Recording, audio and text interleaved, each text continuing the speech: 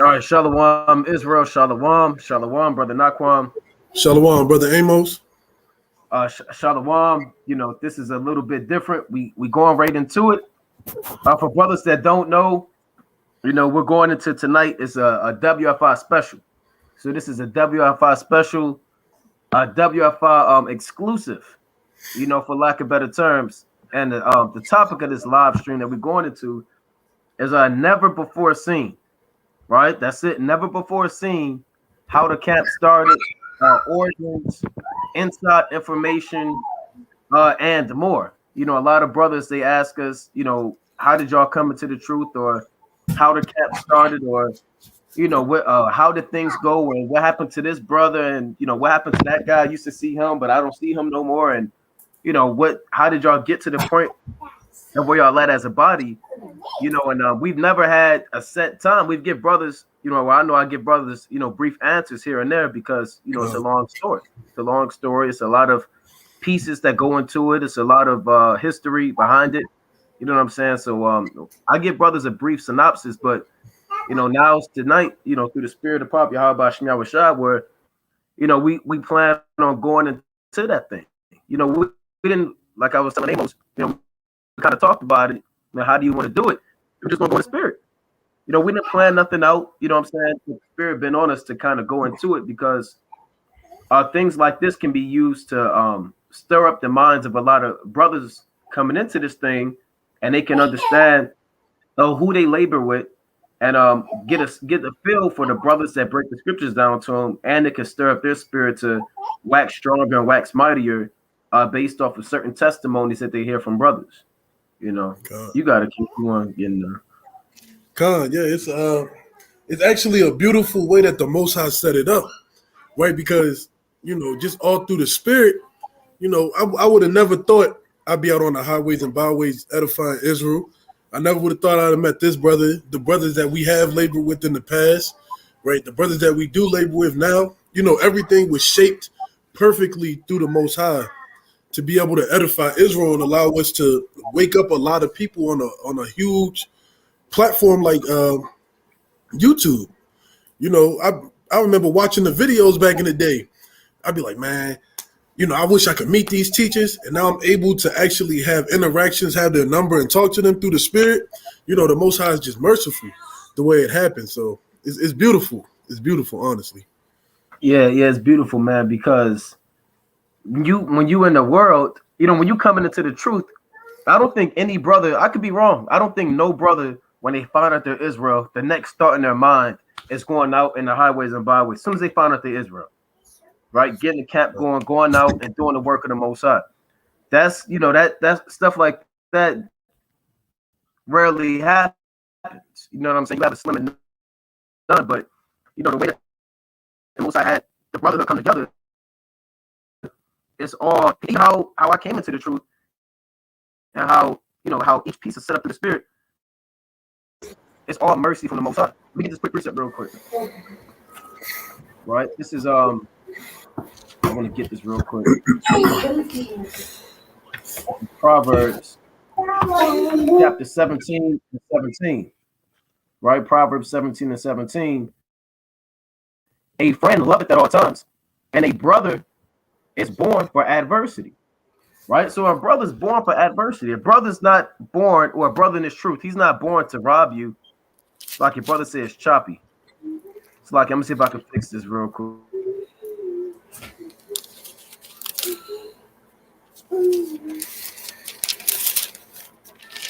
God. While we wait for the brother to get back on, I'm gonna drop this precept as well. Right? Talking about brothers and friends, right? This is Sirach, chapter 6 and verse 17. Whoso feareth the Lord shall direct his friendship aright, for as he is, so shall his neighbor be also. So through the spirit, the Most High allowed brothers to come together, and we could reprove one another and be able to set each other on the right path, right? We're not walking around with a whole bunch of niggas who want to smoke weed, chase women, get drunk, right? Oh, okay. Come on. Right? We following after the law, statutes, and commandments, and walking with brothers who are like-minded, who want to serve the Lord and seek those things that are a delight in the sight of the Lord. Khan. Salaki, you hear me? Khan, I can hear you. Okay, Khan. So Salaki. Yeah, I want to read this again real quick. This Proverbs 17:17. A friend loveth at all times, and a brother is born for adversity. So a brother that comes into this truth and he's born again in the knowledge of the Most High, he's born for adversity. Meaning the Most High sends brothers into your life, you understand, to build you up, to go through hardships with you, to labor with, for counsel, for reproof, for correction, for all things to be able to get this brother from one phase of his life to another phase in his life. That's why brothers are born into this thing, because brothers deal with even adversity in the world. They're trying to figure out the truth, understand who they are. Certain brothers in the world, they used to be aspiring rappers. Maybe they had a business plan. Maybe they was famous, but the Most High raises up brothers to bring you out of that adversity and be there to love at all times. And like I said, we didn't really plan 10,000, things to go into. It's just you're going to be organic, kind of go in the spirit. And for brothers that don't know, just tuning in, this never before seen. How did the camp start? And inside information. And what else is this? More. I believe I said more. God. So more insight on both of us for real, because a lot of people don't know, how I met you, because they only seen us since like 2015, 2016, and we just happened to be together. Right. So people don't really know like the back history of who we are as not just teachers, but as actual family. So brothers. You got it, King. You got it. So if brothers don't know, Amos is my actual brother-in-law. So Amos is my actual brother-in-law. I got two sisters in the truth. I have two older sisters in the truth, and they labor mighty for the Most High. You probably seen one of my sisters. What's your rib YouTube channel? Yapa M Styles. Yeah, Yapa M Styles. You probably seen Yapa M Styles on YouTube. The sister, she does a lot of mighty diligent works, exhorting sisters, teaching sisters things that they need to know as young women, and motivating them and encouraging them and exhorting them to transition and build themselves up to be a Proverbs 31 woman. So I have another sister, Tazalaya, does very, very mighty works for the body. A lot of stuff for the feast days, a lot of planning, a lot of organization, a lot of laboring, a lot of time. So the Most High blessed me to be able to have two older sisters in the truth, and I have brothers that don't know. Yaradon, who's the head camp or the head guy of the Detroit camp with Malachi. That's my actual younger brother. Amos is older than me. Amos was in the truth before me. So I don't know if Amos, you want to go into it, because the only reason I'm in this truth is Amos has to tell his story about how he came into the truth. So then I could tell my story how I came into the truth, because Amos was in Yahushua before me. I don't know, like a year, maybe a year and a half, whatever the case may be. But if you want to go into that, I can't tell how I came into the truth unless Amos tells it, because he was in this thing before me. So this was about, I would say 20, I'm trying to find the pictures in my phone.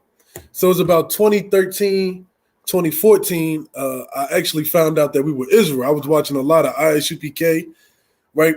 Getting a whole bunch of, I would say, understanding on why I hate the so-called white man, but the precepts wasn't there. It was a lot of hatred towards the white man, and which is understandably so, but it gave me a good balance of how to start. So when I first came into the truth, I was into a lot of wickedness, man. I was doing a lot of things I shouldn't have been doing, and I didn't have anybody to reprove me or correct me, or what you have to have structure when you come into this truth. Where you come into this truth and you don't have any structure, you're liable to do any damn thing and fall out of the truth. So I didn't have structure. I didn't have a large variety of understanding where I could give you Deuteronomy 28. I'll break that down, and that was really it. So a year go by, say about 2014, I met my wife, right? But we weren't together. You know, we were talking and everything, and then we kind of fell off.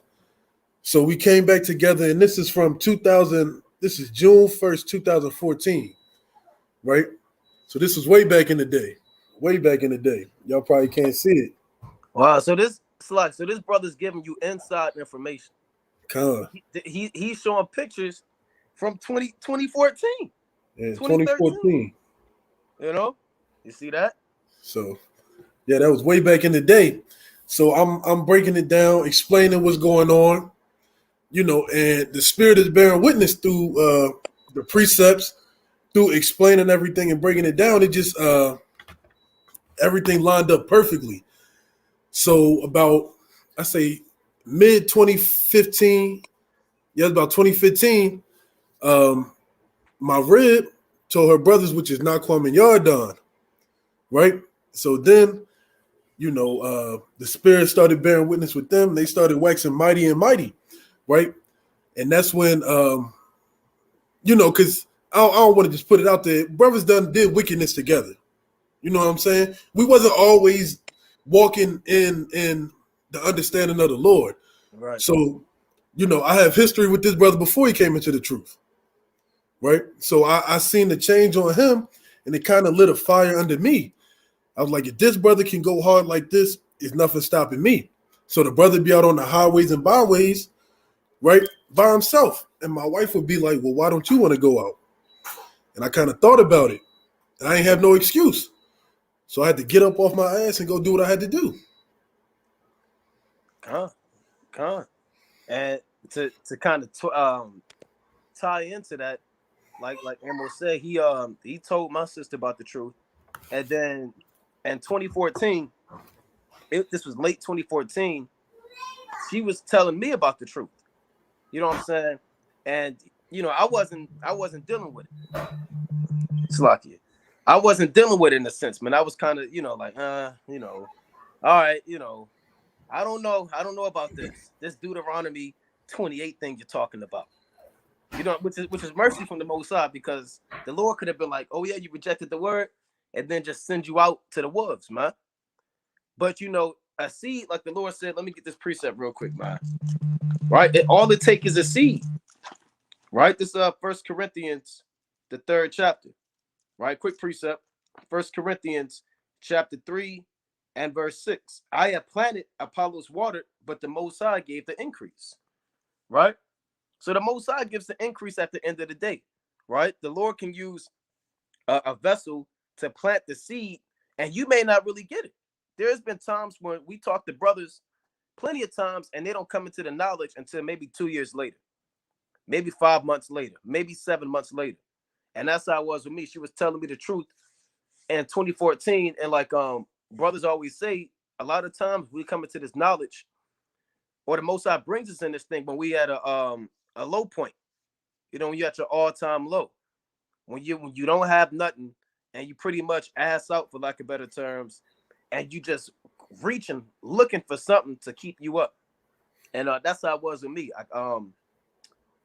I went to school, and I transferred to HBCU. And when I went to that HBCU, or before that, so I was I'm trying to remember everything. Stuff is, you know, a minute ago. Yeah, we getting old. Yeah, now we getting old. So now this has to be 2013. I leave Penn State. I went to Penn State for 2 years, 2.5 years. I leave there, and then I'm not able to go back because I don't have the money to go back. And my so-called grades wasn't where it's supposed to be. And then, you know, everybody, when you're in the world, your family, the world, they pressing you out to finish. You got to finish college. You got to do this. You got to get your degree. So it's a lot of pressure on you. You know what I'm saying? And they put a spirit on you. You don't know you got a spirit on you back then, but you kind of down and out when you're not able to go back that 5-month semester or whatever. So then I the spirit had me ended up transferring to HBCU, and what was this, this was 2014, I believe. And this one, when I came into the truth around 2014, the seed was already planted, right? Milwaukee, she already planted the seed and told me about Deuteronomy 28, And I believe she kind of left it alone for me. She ain't really press it out. She ain't press it out like it wasn't an everyday thing. It was like a sporadic thing.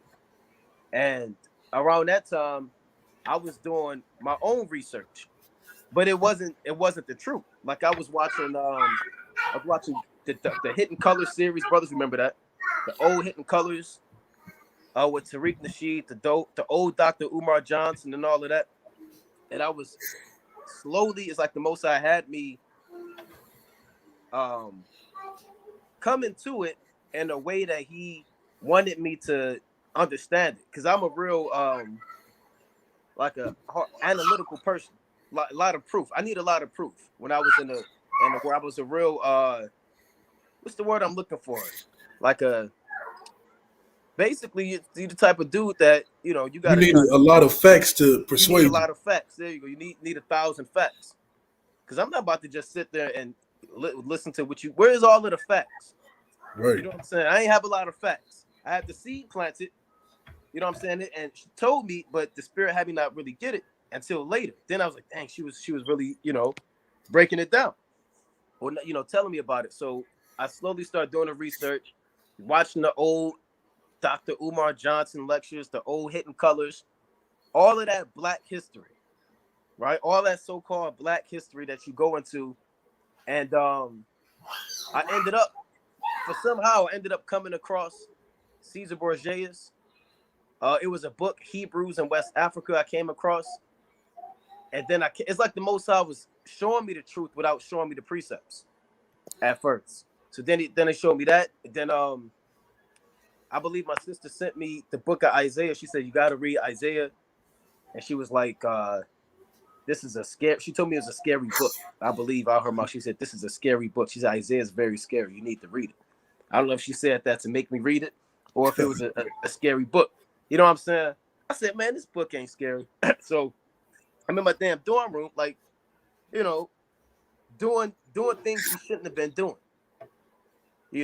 Everybody, we had our past smoking weed and getting high and being in the world. So I'm in there reading the book of Isaiah outside of my mind. And I ended up reading Isaiah I read all 66 chapters in one day. And then it's kind of connecting. Now the truth, the spirit had me, it's kind of connecting to what I was looking up on my own. And I ain't trying to be too long-winded, but as I finished Isaiah, I started reading Jeremiah. This is straight through in one day. I started reading Jeremiah. When I read the book of Jeremiah, I got to like the 29th chapter or the 33rd chapter. And my grandfather called me, my so-called grandfather on my mother's side. And he called me and he was like, you still reading your Bible? Because he used to make us read the Bible growing up. It used to be me, Yaradon, all of us, all of my cousins, all in Detroit. He'll make us sit down and read the Bible. Right? We'll be out there playing. You a kid, you playing your little tag, your hide and seek, whatever. And then he'll come around and say, it's time to read the Bible. Now, he had one of these adventure Bibles. I don't know, brother. It was like a purple cover, but it was like an adventure Bible. But it was a KJV version, or it's like a new KJV. And we all had to sit down in a circle. And the majority of the time, all we read was the Torah. All we read was the first 5 books of the Bible. For some reason, that's all we read, right? Genesis, Exodus, Leviticus, and we all had to take turns reading chapters. And we was like, I don't know how old we was. We had to be like 8, 9, 10. We was young. So I had an idea about the Bible, but I ain't never really go too deep into it. So he will always press me out to make sure I was reading the Bible. You know what I'm saying? And he gave me key precepts. Like my sister put on a comment board, that was the spirit that had us read the Bible. And we had to take turns. And we didn't want to do that. Nobody is a kid that's out there playing till the sun come down. You got to stop what you're doing and come sit down and read this book. That's madness. As a kid, you're thinking it's madness. Now, I hate to put this, they may not like what I'm about to say, but my sisters and that. But I used to really be the only one kind of into it. And it was like a spirit of like favoritism that was showed on me when it came to the Bible and it came to my grandfather. And I used to be kind of an oddball out a lot of times between my cousins and my siblings, because it was like a level of favoritism that was showed that wasn't like for everybody. And I don't know what it was, rather it's the spirit or rather whatever the case may be. But I think about that too, because it's like when I did the cold cut earlier, like anybody can attest, everybody on it's 300 people watching, plus, us, I'm sure everybody can attest to a point in their life when they feel like you was just different, or something about you was different than everybody else. God. You know what I'm talking about, Amos? God. It's like it's a spirit on you that make you understand that you're not like everybody else. Yeah. It's like you really, even if you fit in for real in the world and you kind of that guy, it's still something that in your experience of your life that makes you feel like something that, like you're a little bit different than everybody else. Not that you're better than everybody, but it's like, you feel like you're chosen. It's hard to explain. It's like you feel like, and then when you come in the truth, you're like, damn, so and so and so and so. So going back to that, we had to read the Torah. We had to read the Bible. And he called me in college, jumping back up. And he's like, Adam, you're reading your Bible. And I was like, yeah. I had to tell him I was reading. He was like, all right, I need you to write down these 5 precepts. And he gave me, I think I can remember 4 of them, maybe 3 of them. He gave me 1 Chronicles 4:9. He gave me Jeremiah 29:11 and Jeremiah 33, 1-3. And he gave me like 2 more, but I can't remember what these other 2 was. So this is what happened. As he calls me and tells me to read these books, he tells me to read and I'm in Jeremiah by the time he tells me that. The Spirit had him call me and tell me to read these chapters. I'm in Jeremiah the 29th chapter. I'm reading down, I read verse 11. But it's like when you read it, then I read Jeremiah 33, 1-3. And this the precept I would say that really, the seed that my sister planted, and on top of him calling me, this is like the first verse I knew, I was in the truth. This was the truth. This is Jeremiah 33 and 3. It reads, call unto me, and I will answer thee, and show thee great and mighty things which thou knowest not. So when I read that verse, it was like a spirit that hopped on me. Right? It's hard to explain, but you brothers, y'all are spiritual men. You understand when a spirit hop on you. So a spirit hopped on me, and for some reason, when my sister was telling me, I started looking more into it. She told me about the Deuteronomy and all of that. And then I think she may have sent me some more verses, if I'm not mistaken, or told me to read something else. I can't really recall. But then that's the initial stages of how I really came in. I think it was something in Matthew. I believe it was what? something in Matthew. Something in Matthew. I think it was something in Matthew. Because I think we was throwing precepts out there. It was, I can't remember, man. Maybe, yeah. I mean, I don't know. She probably know. She probably know. But I can't. No, she said Proverbs. It was Proverbs. That's what she said. Okay.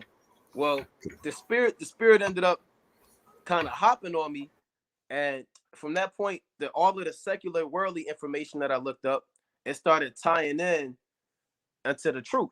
And a quick point, around this time, me and Yardan came into the truth literally around the same time, because while we were both looking for answers, I'm looking up my information, I'm sending it to him, he's sending me stuff, you know what I'm saying, he's sending me about the damn the big head, who's that big head scientist he was looking up, Yakub or something like that. Who invented the white people. Yardan got me watching this. He said, hey, you gotta check this out. The damn and Yardan, we wanted him to be on here.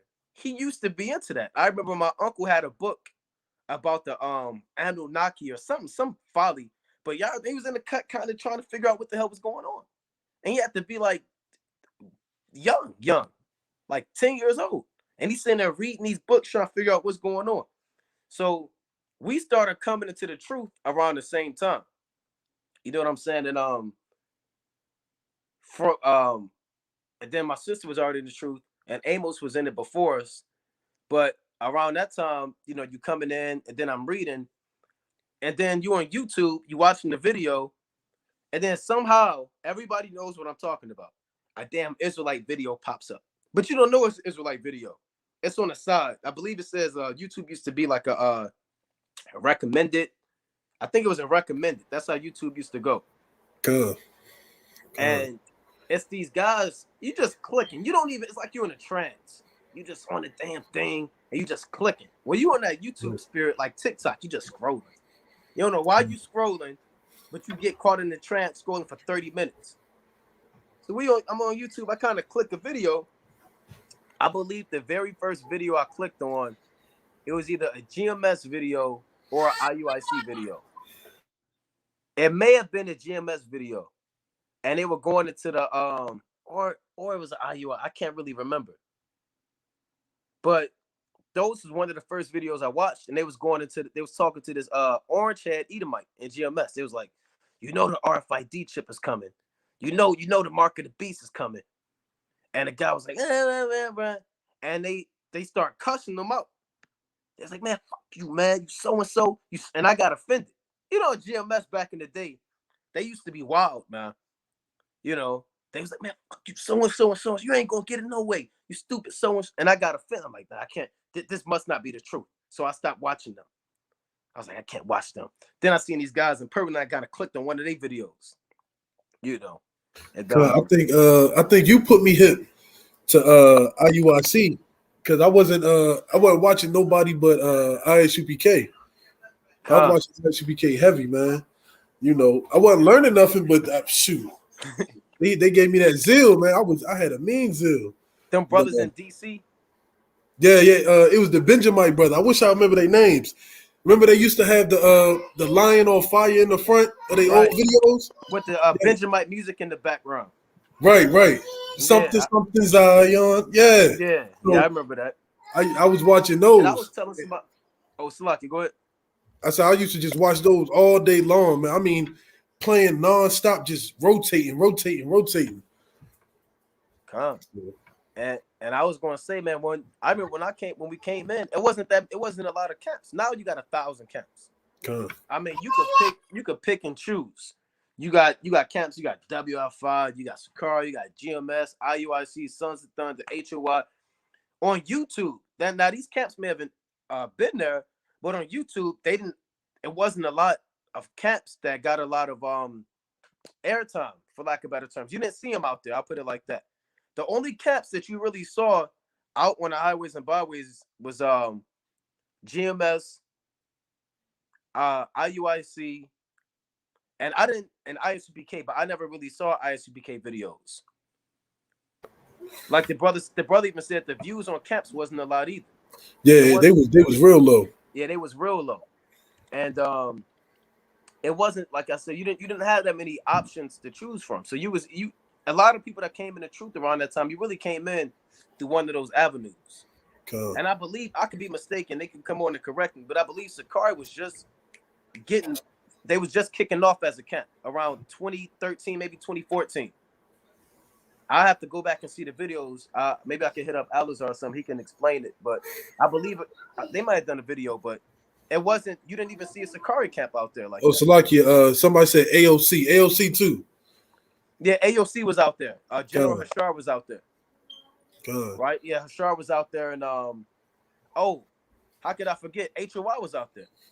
God, that was the Awaken Israel. That was a mighty page, man. That Awaken, man. That joint I used to. This is how you know it's throwback. I used to watch YouTube on the Xbox. Oh wow! I used to throw it on the Xbox. That's before you could do it on the TV and the Fire Sticks and all that, man. I throw it on the Xbox. Yep. That's going to be playing all day long, man. All day long. I was going through my phone trying to find old pictures, right, from when the camp first started. So this one is from circa 2017, right? So hold on, let me turn it up. I gotta see this one. Yeah, this throwback.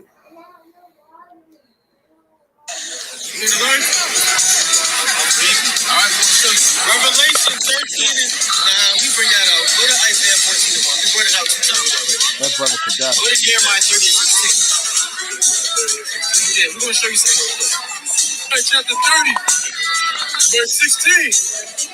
Therefore, all they that devour thee shall be devoured. We were being devoured in the slave trade, right? We were getting raped, robbed, right? Is that true? Murdered, you understand? We were being devoured. We had our nationality took away from us, our language, our heritage, our culture, our families were divided, you understand? We were being spiritually, mentally, physically devoured by our adversaries. Therefore, all they that devour thee shall be devoured. They're going to be devoured. So who devoured us? Colonialists. What nation of people were they? Hey, the harbor used to be jumping back then. God, that's when you walked on the harbor, you could barely walk on there. They had the music playing at Ripley's. Yep. Yeah, it felt like when you was in damn New York City. It was no room to move. You know, and if brothers didn't know, it was a brother out there. He's no longer in the cap, but formerly known as Bayaf Kodash, now known as Xavier Bryant. You know, and oh, go ahead, King. No. I was shaking my head, man. The brothers pray for that brother, man. You never know who the Lord may wake up again in these last days, man. But that was the first time it actually hit home when somebody fell out. Con. Because we had a lot of, it's been a lot of brothers that was part of the camp and then fell out. And that video was 2017. But I was talking to Amos earlier. I'm like, well, when was the first time that we actually was out there together? I think we said 2015, 2016 maybe. Early 2016 or late 2015. Because when I came into the truth, I didn't go out there immediately. I was out on my campus in 2015. I used to teach on a college campus all the damn time. And that I went back that fall semester, and that was my first time actually setting up the posters. And that was the first time like teaching with the camp posters. And when you on the HBCU and you out there looking like a weirdo, and you got all these cap signs with a white Jesus with horns on it, all hell broke loose. As soon as we set the cap posters down, I have to find them pictures. A swarm of Christians came out of nowhere. It was like it was a movie. As soon as I laid the same poster down, it was like 9 a.m. I used to go out there, and they came out of nowhere. Well, what are you doing out here? What do you think you know the Bible? And I only knew like five precepts. I had the Romans 9, and everybody knew the John 3:16. Romans 9 was a weapon you could take. That's like your military standard rifle. That everybody has to be equipped with the Romans 9. When all else fails, which it shouldn't fail, you're pulling out the Romans 9. Now, when I was out there, it was a brother. He used to be laboring with me, but we don't know what happened to this guy. This guy, his name was Shalak. I remember he was from PG. He used to hoop, and he never wanted to do the work for real. So he stopped. I don't know what happened to him, right? But he was in the truth when we was on campus, and then there was another brother. I know brothers remember Amida. I don't know if brothers go that far back watching. If brothers remember Amida, he was. I got a picture of him. I think. Oh, you got a picture of him? I think I got one. And this is all on campus. This is at UMES on the Eastern Shores at HBCU, and it was me and Shalak out there teaching, and then the brother Amida came into the truth. Here we go. Oh, he out there. Right there. Hold up. What I just seen him. You got slide. Oh, there he was. Yeah, he the brother with the gold and the black on. The Judah Lion shirt. Yeah, that brother, he's still in the truth. He was IUIC. So he's waxing mighty. Now that brother, he used to be into Islam. And then he kind of yeah, there you go. That's one of the original members of the camp, but he in IUIC now. That's a story for another day. but he's still a sincerely good brother. You know, kind of got Malachi in that thing. God. Brother Young Naquan. Yeah, and I lost all those Mitris. I don't know what happened to all those Mitris. Well, hold on, it's another brother on here that fell out the truth, man. Oh, brother Lapayad, Light of Israel. Oh boy, and most I will we gonna go into it, man. You got Kadash on there too. Kadash came into the truth like in 2016 on campus, and we used to teach on camp. And it was another brother, brother Phil. He used to think he was an Edomite. and Kadash. Yeah. Wow. And I was going to say real quick, the first time we went to the harbor, because we used to teach on campus all the time, and I stopped going to class. I was like, I just started teaching on campus. And me, Kadash, and Mita, we linked up with Amos. I remember the first video, it said we we're going to go to the harbor and teach. Because before that, it was just, I used to be out there on campus, and then Yaradan, when he was in Baltimore, we used to be out there teaching together. This before Yaradan moved to Detroit. And he used to read, and I used to teach, and I'll read, and he'll teach. We'll be out there in Lexington Market, in Baltimore, or we'll be at the harbor.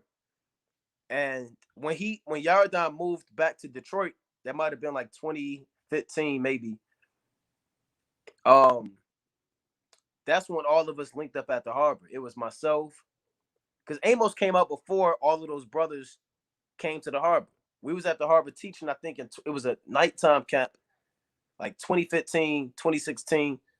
And it used to be me, you, and Kadash out there in the summertime at the harbor. God, yeah, it was those were the Friday nights. Yeah, Friday nights. Right? Because when we first started out, we always tell brothers in the camp, you know, the camps we have now is nothing compared to how it used to be when we first started. Right? We'd be out there from like 1 p.m. to like 11 p.m. Just rotating. This brother teach an hour, I go an hour, Kadash go an hour. We just keep rotating, and that's when my sister, y'all probably seen her in the videos as well. She would be the camera woman, and they would rotate the camera because they'd be out there all day long, right? Just sitting there like, damn, I wish they had finished. We'd be out there from literally 1 p.m. to almost 11, just going hard. Oh, the fisherman is out. I remember the demon tried to put spirits on it. That's an old video. The Michael Jackson demon. Oh yeah, I remember that. He said, he's like, what did he say? He was like, he said, your soul is mine. Want your soul. Yeah, he said your soul is mine. Your brother said, no, it's not. Yeah, that was madness, man. We used to be out there for a long time. God. And I mean a long time. From like you saying, from 1 to 2 to like 10 to 12. Damn. And I brought talking about my knees hurt, my back hurt. And we was a little younger back then, but you know, we were still out there doing the thing. We used to be out there sometimes. I remember I'd go out there like after work, be like there from 3 to 12. God. For like so-called 7 days a week. God. And Salaki, no, go ahead. If you ever been to the harbor, it was a period of time where you really couldn't go to the harbor, right? If you're from Baltimore, people will let you know the harbor used to be you couldn't come to the harbor because it was gang wars. It was a whole bunch of craziness going on back in the day. So the Lord allowed all that to die down for the truth to be pushed throughout the whole harbor. Now, when we was out there, it was just us when we first started. And then certain different camps started popping up here and there, right? But we was out there literally from 1 to 11, just edifying. And I'm trying to see what day was that? I'm gonna get my wife phone to look it up. I got the video on there, but something happened and more people started coming out. I forgot what video it was. I remember what video it was.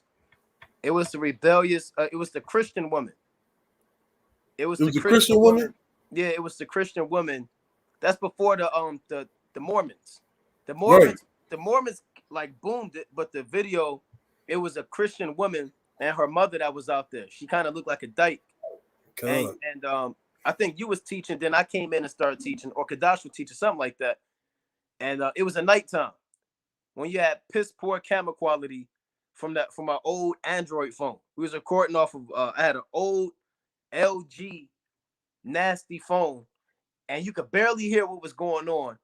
And you know, that was one of the first videos on the channel. Well, that was one of the first street teaching videos, because we had sit down lessons going into like the trees and the water and the temple, and I can't even remember. Yeah, it was some good videos, man. You had the MF Doom playing on them joints, the background music. Yeah, the MF Doom, or the background music, MF Doom, Black Star had the Respiration, Thieves in the Night, instrumental music in the background. I used to make them videos in my damn dorm room, man. In the middle of the night. And that channel, a lot of brothers, that channel was called Adam Abbott, right? Which is a slave name from somebody on this live. And that we always tried to change it to Watchmen for Israel. We always tried to change it, but since it was linked up to the campus account, we can never change it, because they give you like an email, some folly and madness. So everybody, they used to call us the Adam Abbotts, and nobody wants to deal with that, man. They'll go to Adam, like the sex demon. They'll go to Adam Abbotts out there, which is madness. And I was gonna say those I was about to say those videos on that channel, brothers still had those on different pages. Like if you find, what's that? That was the first time we met up with HOI. That's how you know it's throwback. Y'all were always with HOI back in it. That's when we did the Mormon joint. Damn, I don't even remember. I don't remember that picture. I remember the. You don't remember this picture? Nah. That was that's the first time we met HOI. That's with Fobi. Was that with Fobi? No, Fobi wasn't out there. That's when they came to DC and they was at Columbia Station. Nah, Fobi was out there. Remember, he was like, that looked like my basketball coach. Right, yeah, that right. Quinath. Yeah. It was a Fobi and it was a HOI, and then that was our first time meeting Elder Priest Sabat. God. Yeah, I don't remember y'all were always there. God. Wow, you see that? Right? Talking about years ago. Elder Yakutas. And then we got the brother Virgo King. Another brother fell out the truth. Brother Abaya, where you at? Abaya, right here. Good brother, man. Fell out the truth. Man, a lot of brothers fell out the truth, man. I mean, we could brothers, plenty of brothers. We got a solid core of brothers now through the spirit of Prophet Yahweh Shania Rashad, and the Most High is giving an increase. But there used to be just three of us, me, Quadash, and I was going through it, man. I was looking through my phone. and Amos out there. Who's that? Is that my pots out there? Yeah, that's my pots. Hold on, I'm trying to get it so it's not glaring as much. I don't got the Naquan camera. That joint is mighty. Why am I looking like? Why's my neck bent like that? We probably went out to eat somewhere.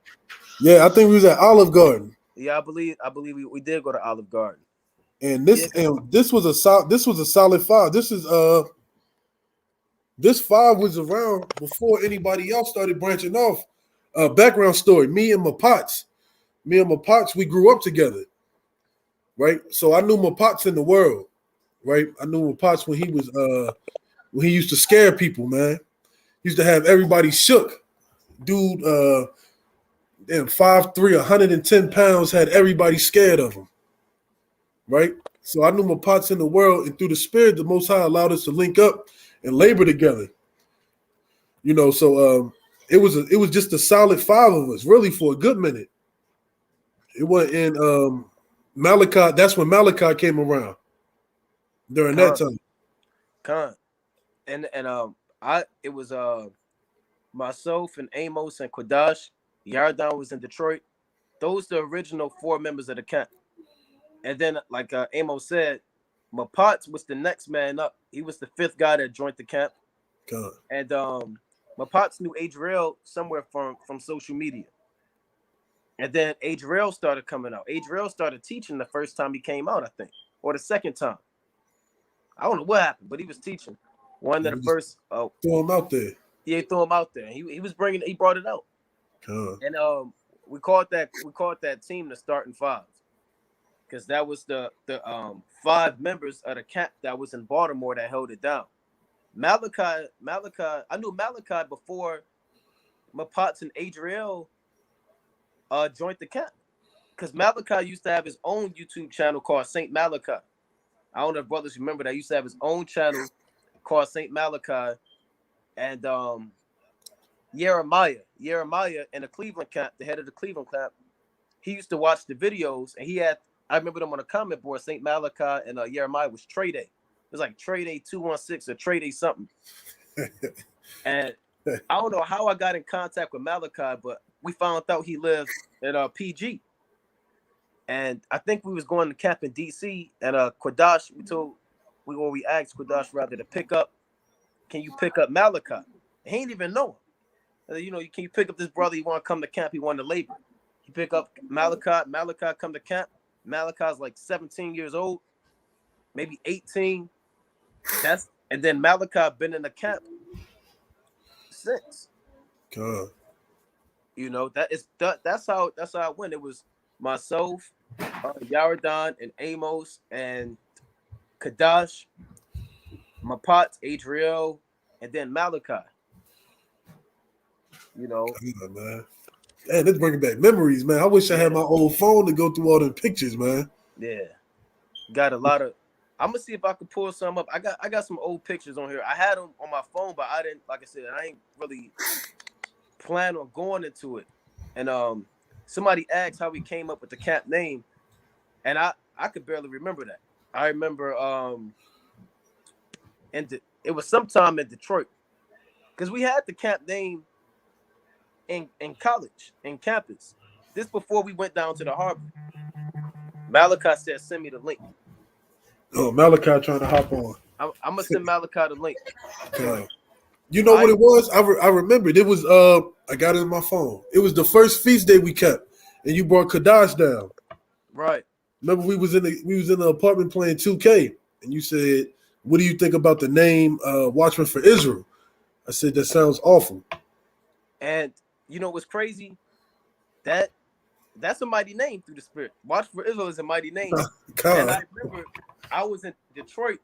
This was like 2015. I was in Detroit, and I don't know how, but my granny had this Bible, and my great grandmother, she has 1,000 Bibles in the house, and she had this Bible with no cover on it. And I had this pen. I think I was reading Ezekiel. I was reading Ezekiel the 3rd chapter. Ezekiel 3rd chapter. I was just reading, going into it, trying to sharpen my sword. Then I came across Ezekiel Chapter 3, and I was like, damn, when the Most High set up the Watchmen, I said, that's a mighty office. That's a real mighty office. And I wrote on a blue pen, you can write on this Bible right here. I wrote down Watchmen for Israel on the cover of the Bible. I still got that Bible somewhere around here. It's been dismantled. I think Eve destroyed it. But I remember coming down on, was that Passover? No, that was what day was that? That was it had to be a new moon or something. No, it wasn't a new moon. That was I'm gonna send Malachi this link too. Yeah, I got a picture of it because we had fried fish, right? Real quick, Salaki Amos, can you send Malachi the link? Because I have to use my phone. Yeah, I got it. I'm gonna send it to him. Yeah, I remember that. It was the fried fish, and Kadash came down. God, that was the first time I met Kadash. But here goes some throwbacks. Dang. Remember this sign? You probably can't. Handwritten 12 tribes? Yeah, I remember that. These was the first posters right here. I think this is a message to Yardan. Oh, this is the school joints. Oh, yeah, those the pictures I made when I was on campus, or the camp posters. And I said, I'm gonna just go out there and see what happens. Because we used that 12 tribe sign for a good minute. Yeah. Yep. So that's that camp name. And then the deeper you go into the knowledge, you find out how important the watchmen are. When you go to Song of Solomon, the 3rd chapter, Song of Solomon, the 5th chapter, Isaiah 21, even the time of Genesis, Ezekiel 3, Ezekiel 33, being your brother's keeper, all that stuff goes into being a watchman. The watchmen are the prophets. God. And that's in the scriptures. It's not something that we just made up with. The watchman, let me get this precept real quick. Okay, I got one after you. This Song of Solomon, the 3rd chapter. So watchmen in the ancient world, or in a parabolic way, they're referred to as the prophets or the servants of the Lord. This is Song of Solomon, chapter 3 and 1. By night on my bed, I sought him whom my soul loved. I sought him, but I found him not. That represents our people looking for the truth. And this spiritual nighttime, our people are looking for answers, trying to figure out how can they navigate back to the Most High. I will rise now and go about the city in the streets, and in the broad ways I will seek him whom my soul loveth. I sought him, but I found him not. Because the elect who was with Yahushua, they got disconnected from Yahushua, and they want to go back in their spirit and find the truth. That's why people go out and they take pamphlets and literature from Jehovah Witness, and they'll try that for a few days. Then they'll go to the Baptist church.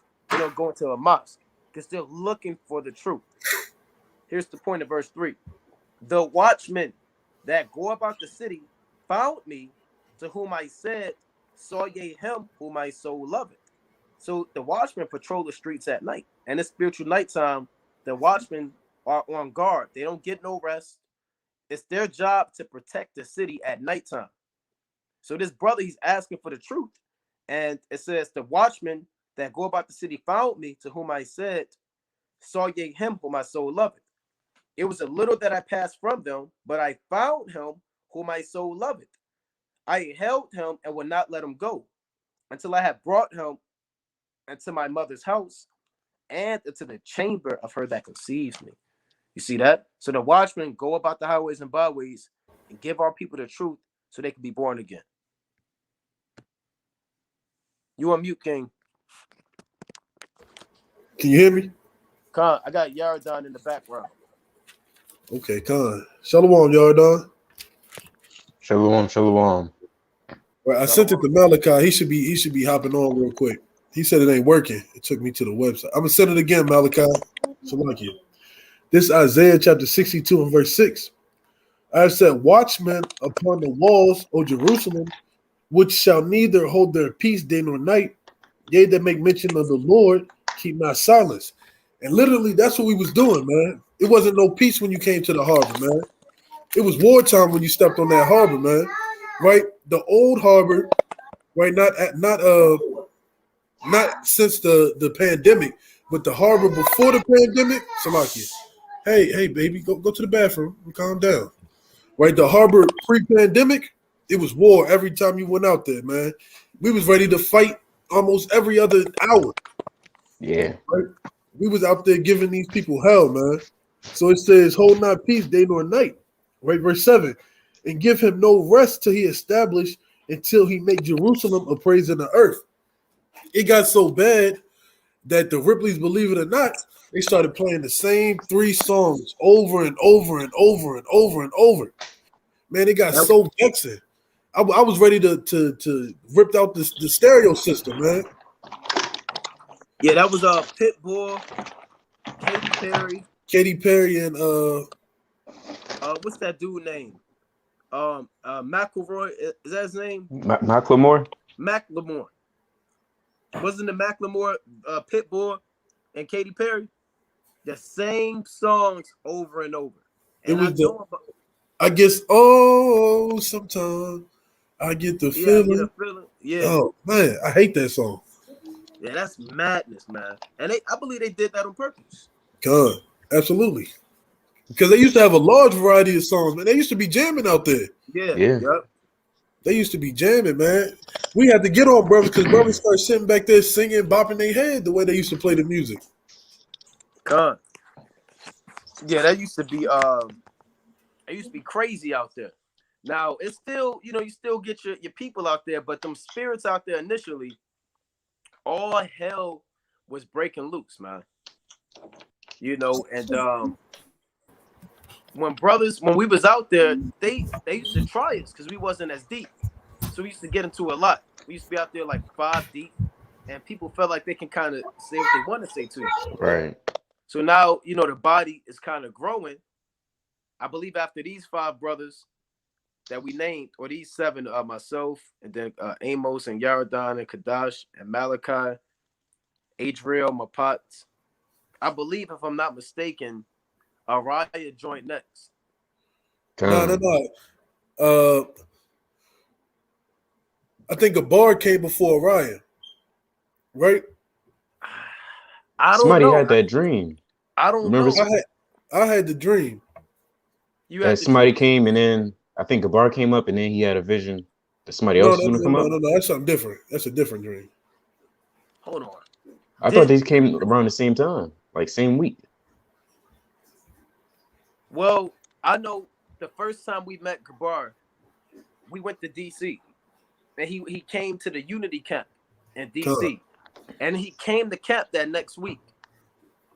I believe Araya was in the camp before Gabar, because remember, I don't even remember Araya coming, but I know. I always tell him, I said, I don't even know how you showed. I don't even know how this happened. Him and Zephaniah came around the same time. The same day, Con. He said, if we get Araya in here, he'll say that he came before Zephaniah. Araya said he'll be out there when we first started. Yeah, he was out there. I think he came, and then I think Zephaniah came, and then Carlos and Eddie. Oh, man. Now it's Zion and Ezra. So that was a core of brothers. Then Azariah, we was walking back to the school. We used to park at the Digital Harbor High School. We see Azariah sitting on the bench with his fringes on, just sitting there. It was something out of the scriptures. Say, hey brother, what are you doing out here? So you gotta come out the camp. And he done came to camp and start. Salaki. They said brother Isaiah with a question mark. That man Chris Beard. Yeah, Chris Beard came out before them, right? No, Chris Beard came way later. Chris came after Zion and Ezra's. Chris came like in the winter time of 2018 because he emailed and said, I want to come up from Texas and do the work. And he came out here, and his first camp, he wasn't out a long time because we taught in front of the gallery his first camp. No, actually, we was at the harbor. He came down with those long fringes on, and that purple shirt he always used to wear. Right. Yeah. So I remember that, but that brother got a story. Yeah, we done dealt with some all spirits, I tell you, man. Yeah. But he was out before I believe Araya was. I don't know, man. I don't think so. I think he came. I think they all came in 2018. Araya, Zephaniah. I'm sure Malachi know if he get on here. It say he can't get on. He keep saying it's just sending them to the website. You sent him the link that I sent you. You copied and pasted it. God. Maybe I could drop the link. Well, if I drop the link in here, everybody will be able. It might get crazy. Yeah. I don't know how to get him. You try texting it to him? Yeah, he just said it's not working. And Salaki, I know Tazalai just sent me something. Can you send it to the Twitter? Because I'm using my phone, so I'm not able to open up messages. Whoever's sending me stuff. Or send it to one of our phones. Because I'm just showing it off here. God. Now, somebody asked Kalat Sakari, what happened to the elder that used to be out there with the bald head and the light skin? I think you're talking about the elder Abadya. Oh man. So I'll break that down. So the elder Abaya, he was in the truth in the old One West. He used to watch their I don't know how he got that understanding because he said he didn't go to One West. But so he had all the old breakdowns and everything, but he used to be heavy on drugs. So he shook that spirit and came out. He came out of that and came out to the harbor. That was the Salakia. That was the Salakia elder. He'd be like this. Salakia. He be teaching like this. He be rubbing his stomach. You mean to tell me that? And it's all love for the elder. You know what I'm saying? But he'll be like, you mean to tell me that we don't have to pick up our guns? You know what I'm saying? And, kill the white man. He used to be saying some wild stuff. So he told brothers stories about his drug endeavors and stuff that he went through, right? And then we got into it with GMS. It was about Malachi just sent me the video. It was about 3 years ago. Might have been 2 years ago. We got into it with GMS. And a brother made a video with the elder talking about old One West dropout, One West reject. He got offended. He stopped coming out. So he got offended because brothers was calling him out, calling him a reject. And he kind of just started waxing worse after that. You know, he definitely got offended off of that. But he back on the laptop. I think a brother seen him at the mall one day. Yeah, the brother Azariah, he seen him at the mall, and he kind of went the other way. So the elder guy, he got offended by brothers making a mockery of him coming back into the truth, which is unfortunate. Can brothers hear me? Good. I was going to say I saw that brother at the park at what's that park on the west side of over west with the water, Montebello. No, that's east. I think that's east. I saw the brother. You said what? That's East Baltimore, Montebello. Yeah, by Morgan State. Yeah, I saw the elder at Montebello Park. I was out there with the family, and he had his jacket on, and then he looked at me, and he was like, not Kwame, so and so. I said, Elder, where you been at? And I talked to him, and I asked him, I was like, where you been at? You need to come out. I said, brothers miss you and all of that. And he said, man, I don't want to step on y'all toes. I'm an old guy. Y'all are the young guys. Y'all got it. I'm saying, Elder, that don't matter. Respectfully, you got to come out here. You got to come out here and because like somebody said on the comment board, he used to make good points, man. Yeah. He was a point maker. He'll be like this, and then he'll interact with the teachers so the audience can understand what we were bringing out. And he would do that on purpose. Yeah. So you mean to tell me we went into slavery on ships? And people like, damn, So he played a pivotal role in this thing. Yeah, that was crucial. I remember that, It'd be a whole lot of good points. And I seen Jake kind of nod their head and say, yeah. Based off him, reeling in the fish. He was a chief fisherman. And he had a lot of love for Israel, man. He had a real loving spirit, man. Yeah, he did. I miss the elder. That they Salakia. Yahweh Shemiel Shabrak Thumb. Yeah, Khan, man. That elder, he had a real zealous spirit, man. He was a good brother. You know what I'm saying? And he came out consistently too, man.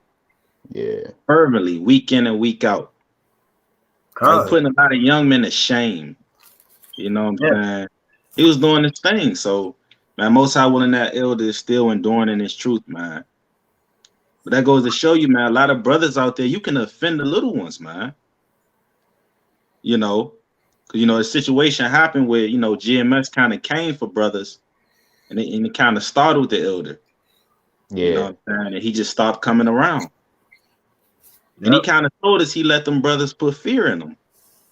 And that's one thing you do not do. You don't let men put fear in you. I got a precept on that. Right? Let me bring this out. Let me get Sirach chapter 4. Right? Hey, because the scriptures also say, let not the reverence of any man cause thee to fall. Hey, the scriptures say, let no man take your crown. Let me bring that out. Revelation chapter 3 and verse 11. Bring it out. You can't let men take your crown in this thing.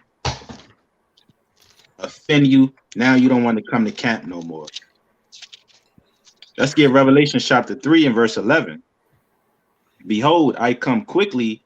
Hold that fast which thou hast, that no man take thy crown. So you got to hold fast unto this truth, this wisdom, this knowledge, this understanding.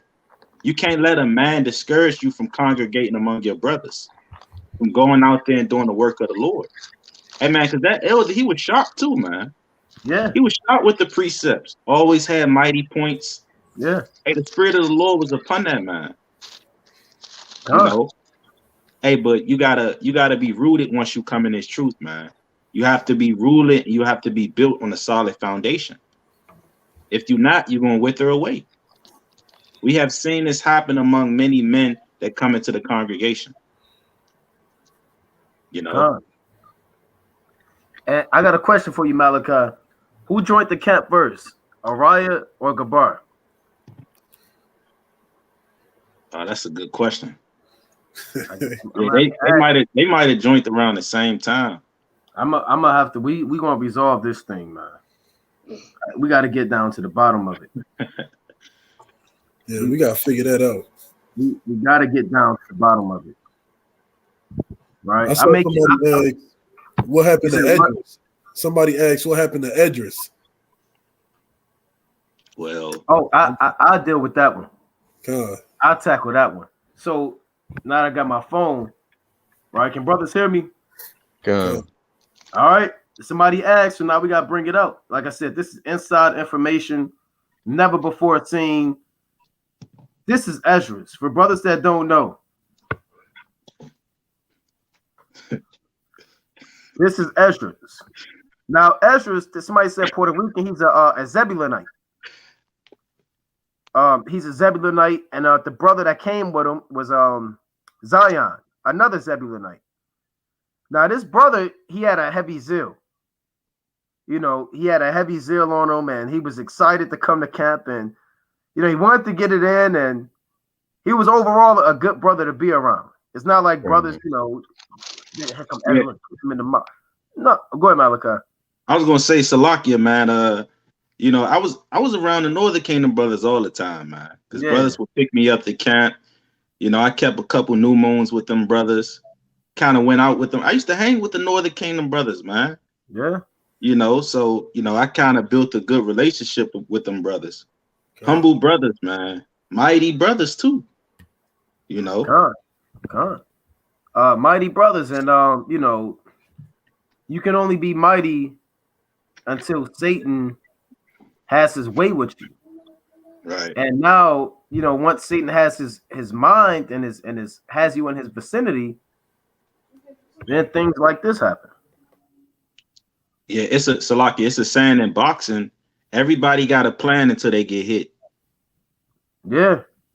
So everybody mighty in this thing until temptation comes, until persecution arises, until spirits damn come at you. See that? And you know, we told the brother, and we wanted to fast with we prayed with the brother on feast days. I know Amos, remember we went there, you know, we prayed with brothers, we gave brothers a lot of leeway, a lot of slack, a whole lot of everything. And that brother, you know, he chose what he chose. He chose weed. That's what he chose. And we told the brother, no, he didn't even leave over weed. You know, remember why he left? He left because he got seduced. We went to a DC Unity camp with these brothers from Israel or whatever they was from. It was go ahead, King. Yeah, it was a brother with a well-known camp, but he was like a tag along. He was a tag along. He was a bug out. He was seeking to itch men's ears. That was his goal. That was his whole purpose, and that was his device that he set up. So, Lagi, before you touch on the Naquam, I want to put out this warning to admonish Israel, man. Watch out for those brothers who use well-known brothers' names to get validation. Watch out for those brothers to be like, oh yeah, I know Naquam. Me and Naquam talked this week. Me and Malachi, you know, I talked to him on the phone the other day. Yardar always messaged me. You watch out for those brothers, man. Brothers who use other brothers' name to get your approval, something's not right about them. Right. Yeah, I remember that brother we met in DC. Yeah, I know Zabak, man. I just got off the train with him. You know, I came from Birmingham. You know me. Remember that brother in DC? This. No, we was in Philly. We was in Philly. Oh, we was in Philly. Okay, yeah, we was in Philly. He said, "Yeah, Zabak is at Alabama." The whole time Zabak was in Atlanta. Yeah. It's the brother in the UK. He said, "Yeah, I know Naquan." The brother Andrew was bringing it out on the call yesterday. Yeah, I know Naquan. I'm in the I'm in the milk program, and the brother Andrew. You said what? What he say? I'm into the milk. Yeah, well, Andrew asked me, said, "Well, what quiz are you on?" Because we got a whole little thing, brother, got to go through. He said, "I'm looking at the milk quiz," and he's not even in the program. So you got a prospect program, and you got certain things you got to deal with, and the brother just making up stuff. Now, Esdras, this is what happened with Esdras. Esdras, oh, you had some Amos? Salakia, I just got a fire picture, man. God. I'm about to show it.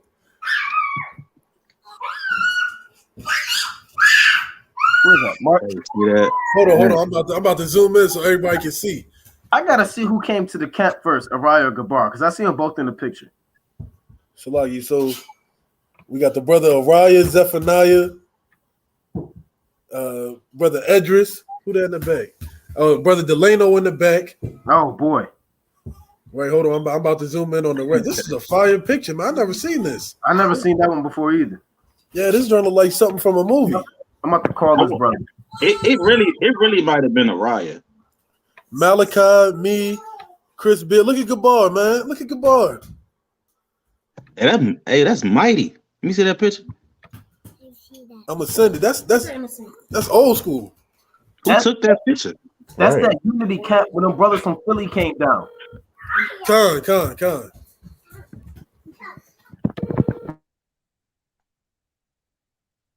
But you got to knock on. We was talking about how Edris got sifted out. Kasadia just hit me up. Kasadia said that Araya joined before Gabar. Yeah, Araya did join before Gabar. God. I remember that. Gabar's the last member of the core to join. I believe I could be wrong. I believe Azariah came before Gabar. I don't know. I would think so. I think Gabar's one of the last brothers. Because you know what Gabar's first camp is? What Gabar always say? This is Gabar's first camp before I go back into Esdras. And I believe Araya was already in the camp, but he came shortly after. Gabar had to come like a week after or so. Now this is Gabar's first camp.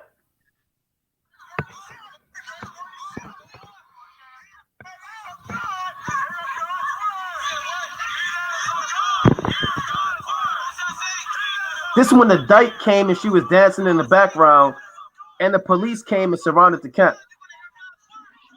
Damn, Isaiah was out there before them. Araya and that's crazy. Bar. No, Araya was out here before this, but he remember he couldn't come out every weekend. He had his family thing going on. Right. He had something going on. You know what I'm saying? We ain't gonna put out. He had something going on. Oh, he was in the camp, but he had a different spirit than he had back then. Mm-hmm. See, Gabar on the end, that's Gabar's first camp. So like Gabar said, Araya came out a week before. I'm on the phone with him now. He said Araya came out a week before him. See that? Yeah. All praises. Somebody had that dream. You said what? Oh, go ahead, Yardan. I was going to say somebody had that dream that Araya came out, another brother was going to come out, but they didn't know who that brother was. My pop had a dream that two brothers with beards came out, and that was Araya and Zephaniah, who came out that following week that he had that dream. And he kicked it with him to like 5 in the morning. That was nuts. My pops used to be the brother to prove brothers. So my pops would be out there to he'll cut brothers out. Right. What's that? Who's that on the far right? The brothers talk about a meter? That's a meter and my pot's on the end. Okay, yeah, we brought that out. We brought this picture. No, not that picture. We brought out a meter. We talked about a meter. You trying to send me that picture, brother? Con, I got you. I'm getting flooded with pictures, man. Azariah said Azariah was there before he joined. Maybe he meant Ariah. Ariah was there. God. Yeah, Ariah's Ariah's one of the he came right after Malachi or somebody. Ariah been in the camp since 2017, early 2017. That's in the old Adam Abbott videos. And then Gabar came, and after Gabar, I don't know if Azariah came, and then after him, who came? Not Zephaniah. I can't even think. When did Delano start coming out? Delano started coming out when we went to DC. When we met Gabar. I believe that's when we met Delano. If not, we met him in DC beforehand. I think we met him up. We met him in DC at Columbia Heights. God, he rolled up. Remember, he had the bike. He had the bike. He had the bike, and he was doing something, and I went over to him. I was like, you know, you can't be doing that because he had the fringes on, and that's when he started coming out. It was a Friday night. He came out that Saturday. Yeah, and I want to go back to Ezra's real quick. We're not going to be long. What Ezra's did was Ezra's got seduced by this dude who came out of nowhere, and told him that we have to make the heathen not bow down to us, but buy our food, and you have to. I hate to cut this story off. Remember Lamad, brothers? Remember Lamad? Yeah. Lamad joined real quick. Lamad joined the camp before. Yeah, there you go. There go Lamad. Forgot about Lamad joined after Mapats and Adriel. Yeah. And Malachi. See that? Can you show that again, King Baba Kashar? I don't know if brothers remember Lamad. The crane. Supercomputer brother.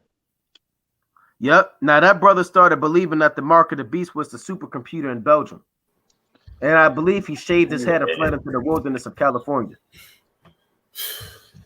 Salakia, Amos, then he kind of used to live around your way? Yeah. Oh, he lived up the street from me. His mom still live up the street. Okay. But, when he left the camp, he kind of moved. Yeah, I went to go get my jacket from him. He shaved his head off. He said, you know, we kind of been making heathens serve us, and they've been buying us groceries. I said, brother, you got a good job. You dropped all that to have heathens buy you groceries? And that's a madness doctrine. No heathen is going to buy you groceries. They already damn hate you. See that? Now this is after Passover. Brothers, remember going to camp after Passover? Yeah. You gotta send me that one too. This kind of had Lafayette in that thing. But Lafayette was never a part of the camp. He just was always around. Yeah. He always had his own doctrine. He was a prospect in Sakari, but I believe the brothers told him just labor with us. Remember, hit me up on Facebook. Then you got Achilles right there on the right of Lafayette. This is like 2017. Yeah, Achilles, yeah. Yeah, cool brother right there. Yep. Boy, man, it's a whole lot, man. And the way, again, he started believing Esdras that the heathen had to buy our food. You know, he said, go to the grocery stores and tell a heathen if you want to, if you want to be a good slave, you'll buy the food, and heathen to buy the food. And all types of madness. And we told him, you can't bring that doctrine around. And then he defended it, and then we had to cut him up. Because if you bring a heresy to the body, we're going to throw you in what we call the hot seat, the lion's den. The lion's den. The lion's den. And you're going to have to stand on it. You know, and it didn't stand. You know, the legs started shaking and the doctrine crumbled. And what you talking about, Lamar, or you talking about Esdras? Talking about Esdras. And well, Lamar said it's two of y'all against me. God.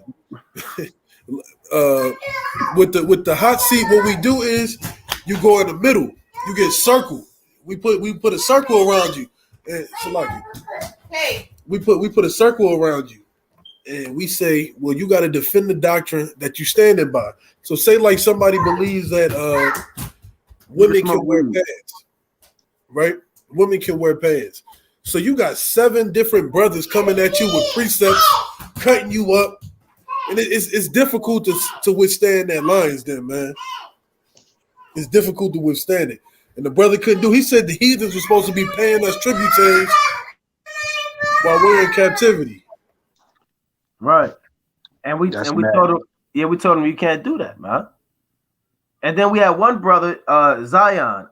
I'm not sure if I have a picture of Zion, but Zion, he used to smoke. He started smoking. And we told the Ak, you can't do that. He said, no, I can do that. It's from the earth. We threw him in the lion's den. And then Araya was like, or Kadak, it might have been Araya. Araya was like, well, look, let's just cast a lot. And he said, I don't want to cast a lot. We gave him the benefit of the doubt, and the spirit hopped on Araya to say, well, look, let's just cast a lot. And the brother was like, we're not going to cast lots because your spirits are going to outweigh my spirit. And I'm like, where's that at in the Bible? You cast a lot, and everybody's spirit gang up against your spirit. So they can just jump out the body and put your spirit in the damn chokehold and then overthrow the lot. So the brother, he ended up kind of doing his own thing. Yeah, these brothers have withered away, man. That's why you got to be rooted in a doctrine that you have learned, and you got to be assured of that doctrine, and you got to stick with it. So that brother, them both of them brothers, man, they kind of withered away, but they came in with each other though, Zion and Edris. Yeah, that's a mighty picture right there. That's kind of like everybody. God, that's the core. Picture. That's the core of the camp. Yeah, we was like 10 deep. God, that's before we started expanding and branching out. Yeah, we used to keep the camp in house through the spirit. It was all in house until I don't know if y'all want to talk about it, but them brothers ended up going to Detroit, Malachi and Yaradan. They decided to leave. And they said, look, we're gonna leave and we're gonna have our own thing in Detroit. Damn. Now they could say I'm making that up. They could they could tell the right story. I don't know what they want to say. So it started with I was originally born up here, and me Naquan was born up here. Right. We got a lot of folks up here. Right. And I came down there for the summers to visit my mother, some other family. And of course, went out and did the work, right? And there'd be times I have to go back for school. All right. And it came a certain point in time where I actually stayed up here for school, right? Even at college. And I said, look, I might as well just stay up here and kind of, Lord willing, start a camp up here. And I remember me and Naquan was discussing it, Lord willing, perhaps through the spirit of the Most High, another WFI Detroit. It's like a WFI Detroit can start up there, And I was a spirit because, during that time I was studying and trying to get my spirit more, be more on fire. And then lo and behold, this brother Malachi came on the scene, kind of came up here as well. Now, he can say his part of this story, Well, Khan, all praise to Yahweh Shemiah Shah, man. In layman's term, you're lighting real bad. Look like you can't be trusted. Oh man, yeah, I'm charging my phone. It's kind of going there. Mysterious man in the alley spirit, man. So, like your brother just texted me and said, if you get thrown in the lion's den, it's really an exorcism. Yeah, yeah. You're gonna take a walk in the sunset. God. Yeah, but all praise to the Most High, man. In layman's term, it was a lot of factors that were just kind of motivated brothers to start up WFI Detroit. We kind of branched off to Detroit, and it's been mighty, man. It's been a lot of growth here. Hey, man. Hey, WFI Detroit, the first branch off of WFI. Huh? No. Yeah. So it was mighty, man. And I'll make a quick point. WFI Detroit, it started with these two brothers. If you watch the old, where the channel got deleted, you said an old Detroit channel, and it was just Yaradan and Malachi in front of some fence somewhere. Who was at Campus Martius? Oh, they was at Campus Martius. Just them two. Now the Most High gave an increase, right? Let me bring this precept up. Right, this is John chapter 15 and 16. See, the Most High gives an increase. You could be out there with 2 brothers. How many brothers in the camp? Almost 30 now. So it's almost 30 brothers in the camp. And a lot of these brothers are young men. It's not like, these guys are, 25, 26 and under. And that's the fruit of your labor that the Most High gives you. This is John chapter 15 and verse 16. Ye have not chosen me, but I have chosen you, and ordained you that ye should go and bring forth fruit, and that your fruit shall remain, that whatsoever ye shall ask of the Father in my name, he may give it you. So the Lord commands us to go bring forth fruit. Now, these brothers could have got discouraged, man. These brothers could have got discouraged and said, well, I don't want to go out there and do that. And these brothers are younger than us, man. And they still out there. I believe Yardan and Malachi about 4 years younger than myself, maybe give or take. I know Yardan, Malachi probably about the same. Yeah, and these brothers, go ahead, King. I was gonna say we was like damn 19. Yeah. When we started WFI Detroit. Yep. They was like 19. I was 20 when we started WFI. Well, I came into truth when I was 20. And that's young. These brothers out there by themselves. I think Eli joined the camp next, if I'm not mistaken. Yeah, Eli came up on the scene next. I was emailing him online. He said, "Where y'all gonna be at?" We met him at a coffee spot / hotel, whatever. Sound like a movie. He came up. Yeah, it was a movie. He came up with some gifts. I got y'all some sweaters. I got y'all brothers some sweaters. We still got those sweaters, and he gave us a whole outfit. We still got them, So the brother came bearing gifts of many kinds, gold and silver. And then I believe Canuck came out. That's when the brother Canuck started coming out every now and then. That's how we got the WFI logo from the brother Canuck. Yeah, somebody asked about that. Canuck, we hit up Canuck because we didn't really necessarily have a logo. We had an idea for colors. Brothers know the camp colors, right? It's blue, black. It's blue, black, and what? Silver. You know what I'm saying? Blue, black, and silver. Sometimes you might see some gray in there. And we coming up with an idea. And Canuck, I got the original pictures. I should have them up the draft of the logo that Canuck was sending me, and we was trying to figure out. And I was sending it to, I think I sent it to Amos or Yardan and Malachi. Yeah, I still got him. Yeah, that was a minute ago. He sent something like this. This is what Canuck sent. But the color that it is not the camp color. So we have to, and I asked him to put some shofars on there on the bottom. That's why you have the 2 shofars, the Watchmen shofars, like a Jolly Roger, coming out the bottom of the logo. You know what I'm saying? So you got the and I'm sure brothers know it's a sword coming down the middle with a crown on top with the W and the F, man. The Most High put in his spirit, man, to do that. That's a mighty logo. Yeah, Canuck is a mighty scribe through the spirit. That's a mighty scribe through the spirit. And then we had the original shirt designs. You know what I'm saying? So we could have the shirt designs for the brother. And that's uniformity too, man. Because we, for a long time we wasn't with the uniformity thing. You know what I'm saying? Everybody pretty much wore what they wore. You know what I'm saying? But through the process of time, you got to have order. Right. So that's what we came up with the the idea of wearing warlike apparel to camp. Being in unison. We used to call it the whiteout or the blackout. We all black, we all white. Yeah. The white about that. We're in all black today. Show of hands. God, that's mighty, man. Yeah, this bringing back memories, man. We haven't talked about this in a minute.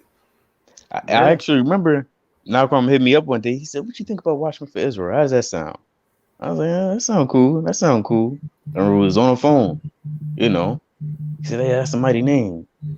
What are you talking about? The name, huh? Salaki, not you, King. I was reading this this Oh, comment. what happened to light skin? You're talking I can't about Kadash? no, light skin with the glasses. That's Chris Beard, They was both light skin with say- glasses. not the leader of the Marjorie Howard Shah, but the first one. Yeah. Oh, So Chris Beard, he was a how can we put it? The A brother nigga. came in, a nigga. He came in and caused all manner of confusion. He had brothers at odds. Discord. Discord, he kind of go behind brothers' backs trying to get things to go how he wanted it to go. You know, and eventually the brother, he just a wicked man at the end of the day. Not to go into lesser details. He's a What are you wicked talking man. about, eh? God. Oh, Khan. This Proverbs chapter 6 and 16. These 6 things that the Lord hate, yea, 7 are an abomination unto him. A proud look, a lying tongue, and hands that shed innocent blood, and heart that deviseth wicked imaginations, and feet that be swift and run into mischief, a false witness that speaketh lies, and he that soweth discord among brethren. So you had, like Amos was saying, putting brothers against brothers and not saluting brothers, but respecting persons for other brothers. And, you know, that brother, you know, he can, you know, he's out of there. Right? He's out of there. He originally came from one body in Yahweh Shah, like somebody said. And he said, I want to join. Yeah, it was a lot of respect to persons. You know, he was respecting certain brothers. Yep. You know, and hearkening and, you know, cleaving onto certain brothers, but other brothers, he was kind of looking at them like they were small. Yep, small fries. Like they were ants. Like ants. Yeah. Come on, ants. Nah, this the I don't know, brothers. These are some good questions, man. Let's deal with it. From Thamarad Israel or Thamarad, why did Mapots and Adriel split from WFI? God. I'll touch on it and then you can hop in there as well. Okay. So like I said earlier, me and my pots, we grew up together, right? I know my pots since we was young, man. How old are we now? Damn, 30 now, right? 30. So I know my pots since we was like 13, 12, 13, 14, however old we was. So through the spirit, the brother came in and brought Adriel. So, you know, everything was going smooth with the starting 5. Like we used to end camp about 10 o'clock. Brothers wouldn't get into the house till like 4 in the morning. Yeah. Eating, drinking, being married, being extra right. married. Yeah. So like we used to eat and drink after every camp. You know. Hey, Sluggy, real quick. The brother unity was at a 10. It was at a 20. 100. It was at a 25 out of 5. Yeah, that's how solid it was. Right? It's still good. These brothers could call brothers if we ain't talking the longest. We can call brothers. We could be on the phone for hours, right? But so the starting 5 was good. It was like that for a good year and a half. So then it came to find out that brothers was getting into other books, reading pseudo apocrypha, just a whole bunch of folly books, the epics of Gilgamesh, all that folly. And what happened was, you got it. I was just gonna say, the brother that was doing this was the brother Adriel. You know, we're just gonna put it out there. You know, he was getting into different books. Wise brother, can't take that from him. You know, he was like he was getting out there teaching, you know. Like after Naquam, Adriel would teach. You know what I'm saying? He was that kind of brother. So he was like one of the, teachers that kind of got out there and was doing the work among WFI. You know what I'm saying? Yep, there you go. That's it. So the brother was reading other books, and it was one point in time he said, I'm gonna keep reading them, get rid of me, right? So we was like, nah, we're gonna bear along with you. Like the brother said, the brotherhood was at an absolute high, right? So we ain't want to have it split up. Then it was one camp, brothers was kind of pulling brothers off the line. You got it, King. I ain't mean to. It's something happened before that, real quick. Yeah. Do you think? This before he poured brothers to the side. He came to camp, and he said he had because it was kind of building up. Remember, we kind of knew something wasn't right. Something wasn't. It was like through the spirit, through the what they call the grapevine. And he came to camp, and he said, "I got a confession to make." This was a Friday camp. I'm not sure if brothers came late, but it was me and Chris Beard there. And he was like, "I've been reading these other books," and we got on him, like we got on him. Hey, why what the hell is going on? What is this about? And he was like, it's just what I do. Long story short, he's like, this is my thing, And then this kind of segues back to you got it, Amos, what you were saying. Con. So it kind of got brought out there, and I can say the brother Chris Beard, he did say, look, we can't have brothers around like that reading other books. So he kind of foresee it coming. So it was a camp. Brothers was pulling brothers off the line, talking about, do you think the 2/3 coming back? A whole bunch of different doctrines that we don't agree with, that we chop up. Like you said, if you got a different doctrine, you get in that hot seat. The last person you want, the last two people you want to get on you if you in the lion's den is not Kwame and Araya. You don't want you. That's the last two people you want, right? So we grilling them. Malachi was on the phone. Yardan was on the phone. We kind of had a group council about it, and it kind of led to the point that we can't walk together because the doctrines are different.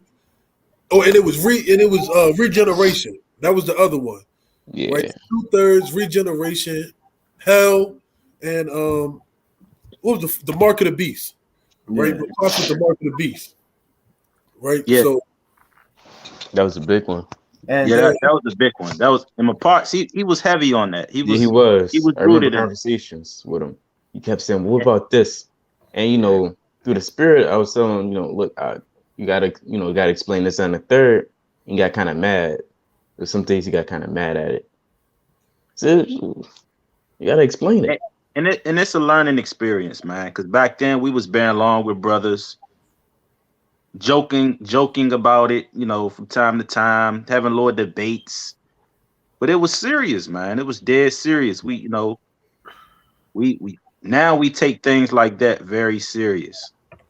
And if you into doctrines, we're gonna put you in a hot seat. If you still puffed up, you gotta go. Because we seen how it could turn out, man.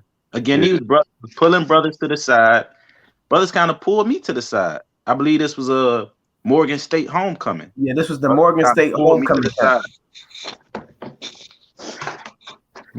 He pulled you to the side. Yeah, brothers was pulling brothers to the side, trying to debate. And they probably thought you was a weak brother. See, when brothers come with doctrines, they're gonna pull weak brothers to the side. Or if they think you weak, they start getting brothers one by one. We literally at camp teaching, and he opened up a big nasty book with a question mark on it, and now they showing brothers, different types of understanding at camp. So Malachi called me and say, hey, Naquan is getting serious. I'm like, what's going on? I said, okay, well, we got to set up a council. So they ended up, talking to Adriel and my pots, and they said, okay, we'll have a council. And we talked about it. It was myself on there, Amos, Malachi. Was Kadash on that council? Yeah, Kadash was on there. No, Kadash, he wasn't on there. You sure? Yeah, I remember it was just us three. I don't think Kadash was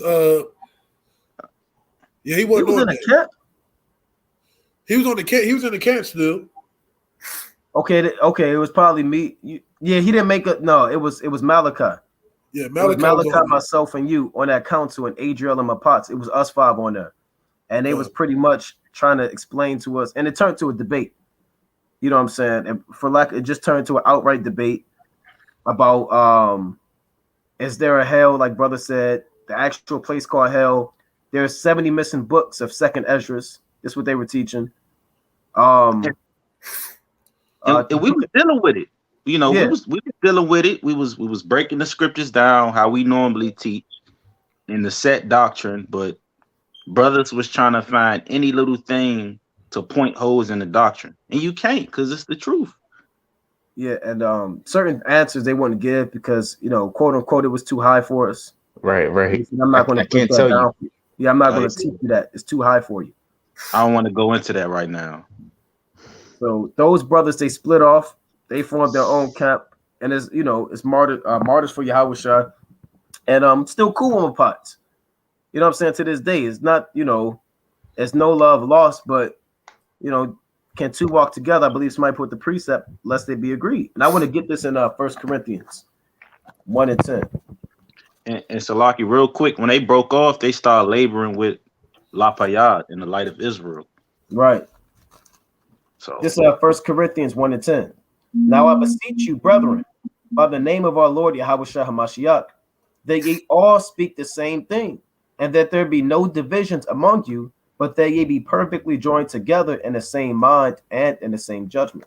So, a lot of you brothers who have camps, who are, you're starting off, or you may do things, whatever, make sure that everything's done. Because everybody, I'm sure any congregation, whether you IUIC, GMS, Sakari, whatever, you can attest to growth and the errors that you may have made and the mistakes that you learn from and how not to prevent those again. All right, Salaki, you got to be call this brother. Salaki, and before you go, Malachi, and if you are growing camp, make sure you get a good rapport with the elders, right? Because going to the elders is what's going to help you get wisdom, how to move in certain situations, because the elders, they dealt with it before. So let me bring it up. When we were still a small camp, it's an elder, I'm sure everybody knows who the elder is, but I'm about to bring it out, Salaki. We had our first Sabbath service at the house, right? Bring it up. It's Priest Kahan, right? Priest Kahan flew all the way from Florida to hold our first Sabbath service at my house, right? He called me up one day. It was early in the morning. I was at work. He was like, "I'm trying to get in contact with Amos." I'm like, "Oh, okay, who is this?" He said, "Shalom, I'm Priest Kahan, X, Y, and Z." I didn't really know who he was. But he said, I'm coming out there and I've been watching y'all videos. I want to do a Sabbath service. And we're like, well, we don't do no Sabbath service, X, Y, and Z. So he came in, set up the foundation of how we do it. And we've been doing Sabbath service every day for over, it's been over 2.5 years, almost 3 years. Like 4 years. Yeah, it's been a long time. It's been a very long time. So, the elder priest Zabak, he was one of the first elders who took us under his wing, and he I still talk to the elder to this day. He just hit me up not too long ago. He called hit up Naquan. The elders that you meet always keep a good rapport with them. The elder Parazah, he travels the world, right? He goes to Turkey, Mexico, he go everywhere, right? You got to make sure you get a good rapport with the elders, right? So once you get a good rapport with the elders, you'll be able to have counsel, right, on how to deal with certain situations as a growing camp. And we've met just about a lot of the elders from just about a lot of camps. HODC. We even met the elders of GMS. They were teaching on 34th and Broadway. Apostle Tahar, Apostle Ramlab, Apostle Gabar. They let us bring out precepts with them. GMS don't do that. GMS don't let nobody bring out precepts with them. They let us drop and break the word down with them. Not only that, Apostle Tahar or Elder Apostle Tahar actually had his apocrypha with his notes in it, opened it up, and let us see his notes that he had in his apocrypha. This was years ago. He said, "Take pictures." Yeah, he said, "Go ahead, y'all do y'all thing." It was nothing but love, And that's he been in the truth for almost 40 years. I wish I still had them pictures, man. So I'm mad about that. Hey, that's why we got major love for them brothers to GMS. Now they could say, "Look, y'all niggas, we don't deal with y'all," but we still love them brothers, man. Yeah, right. You know what I'm saying? It's all love. I grew up with a couple brothers in GMS, man. Right? But they got to take orders. We can't really chop it up like how we used to, but it's always love, man. It's always love. And I remember it's like in the beginning, me and Malcolm, we'd be watching all these camps, and we would watch them, using wisdom, of course, because certain things we got to kind of pick up. You got to, what do they say? What's the saying? Take the meat, cast the bones. Yeah, eat the meat and cast the bones. Right. You know, but nonetheless, we were still watching these brothers, these elders, and it was bringing it out. You know, so you know, we learn from these elders because they can still spit a lot of wisdom. They still do to this very day. Yeah, we didn't just wake up in the truth and came out of a chariot. Right? That, I mean, a lot of brothers, they'll act like they just came in this thing by themselves. Only Yahushua deal with me one-on-one. It's only me and Yahushua. As if they the Apostle Paul. They open up the Bible and Yahushua just shows them literally everything. That's not how it works, man. Even the wise eunuch of Ethiopia, or the man of Ethiopia in Acts 8:27 on down, he asked Philip, or told Philip rather, how can I accept some man should guide me? Appreciate you know, he said, one more quick point. He said, how can I accept some man should guide me? And a lot of brothers I've noticed, Shalom King. Shalom Kings. Shalom. I was saying, I noticed that a lot of brothers, a lot of younger brothers too, when they come into the truth, they'll act as if they just got it on their own. You know, they were just looking up and they just came in it and they taught themselves everything we know. That's what we all of the videos on the Sabbath services or whatever, we'll say, well, I know we'll say double honors to the elect elders of the house of David. The house of David is the ruling government body of Yahushua, not the actual camp house of David, but the elect 144,000. The 144,000 are going to have elders, ancient men. That's Zechariah the 8th chapter. You read about the elder men, right? Isaiah 2, Micah 4. It's going to have ancient men. That's Isaiah 24 and 21 on down. Right? It says the sun shall be confounded and the moon ashamed when the Lord reigns in Mount Zion and before his ancients gloriously. So you're going to have ancient men that are going to be in the kingdom of heaven. So we give double honors to ancient men, to the elder men, whoever they may be, right? The elders that taught us and that are going to be the elect of the house of David. You know, and every young brother should understand that humility and that meekness, you know, because we didn't get it on our own. Like I said, that Awaken Israel channel was fire, man. Where Elder Priest about out there in Times Square, be there at 4 a.m. Give me that precept. Give me that precept. You got the staff in his hand. You got a crowd of people around him. I mean, I'm talking about 1,000 people. Surrounded. You had and it's lucky. And you watching trying to figure out how is the crowd under control like that. You're plucking your beard trying to figure out how is this Times Square crowd under control. He'd be like 2 steps back, not a step forward. Back up, Esau. Yeah. Salakia. And you had the mighty brother on the camera, Nala, man. Nala used to dropping the mad crazy points, man. Yep. Brothers, we missing out on some beautiful channels, man. You know, that's why you got to get it while you can, man. That famine is coming. It's already approaching us, right? These channels going to start dropping little by little by little, man. Abuse YouTube while you have the opportunity to. Abuse social media while you have the opportunity to, man. Because once it's gone, what you gain from that knowledge when you're reading, from getting breakdowns, that's all you're going to have in these last days. Khan, did brothers bring out First Maccabees 14? Khan, let me get in there. Right, this First Maccabees, chapter 14 and verse 9. The ancient men sat in all the streets, communing together of good things, and the young men put on glorious and warlike apparel. So like the brothers are going into, man, double honors to the elders, man. If it wasn't for Yahweh Shem Yahushua through the hand of the elders, you wouldn't be us, man. You understand? We're very, very thankful at the men of the Lord that have set the groundwork, you understand, to who we are today, man. You got elders Abak, right? You got priest Kahan, right? You got Sha'ala. You got all of these elder men that were before us putting in the work of the Lord, man, right? And brothers got to literally be on fire in this thing, man. We see the endurance of the elders, how long they have endured, how they've been on fire, how the Lord has increased, you understand, through the hand of them, a congregation. All of that set up by the Most High God, man. It's not set up by a mortal man. And that shows the sincerity, the love, the meekness, and the compassion that these elders actually have for the truth, for the Lord to give the increase. The Lord is not going to water, right? A filthy flower. You understand? When the Lord comes into his garden, he's going to water that flower that wants to blossom. You understand? Let me get a precept real fast. In the book of Song of Solomon, right? It's the book of Song of Solomon, chapter 6 and verse 1. Whether is thy beloved gone, O thou fairest among women?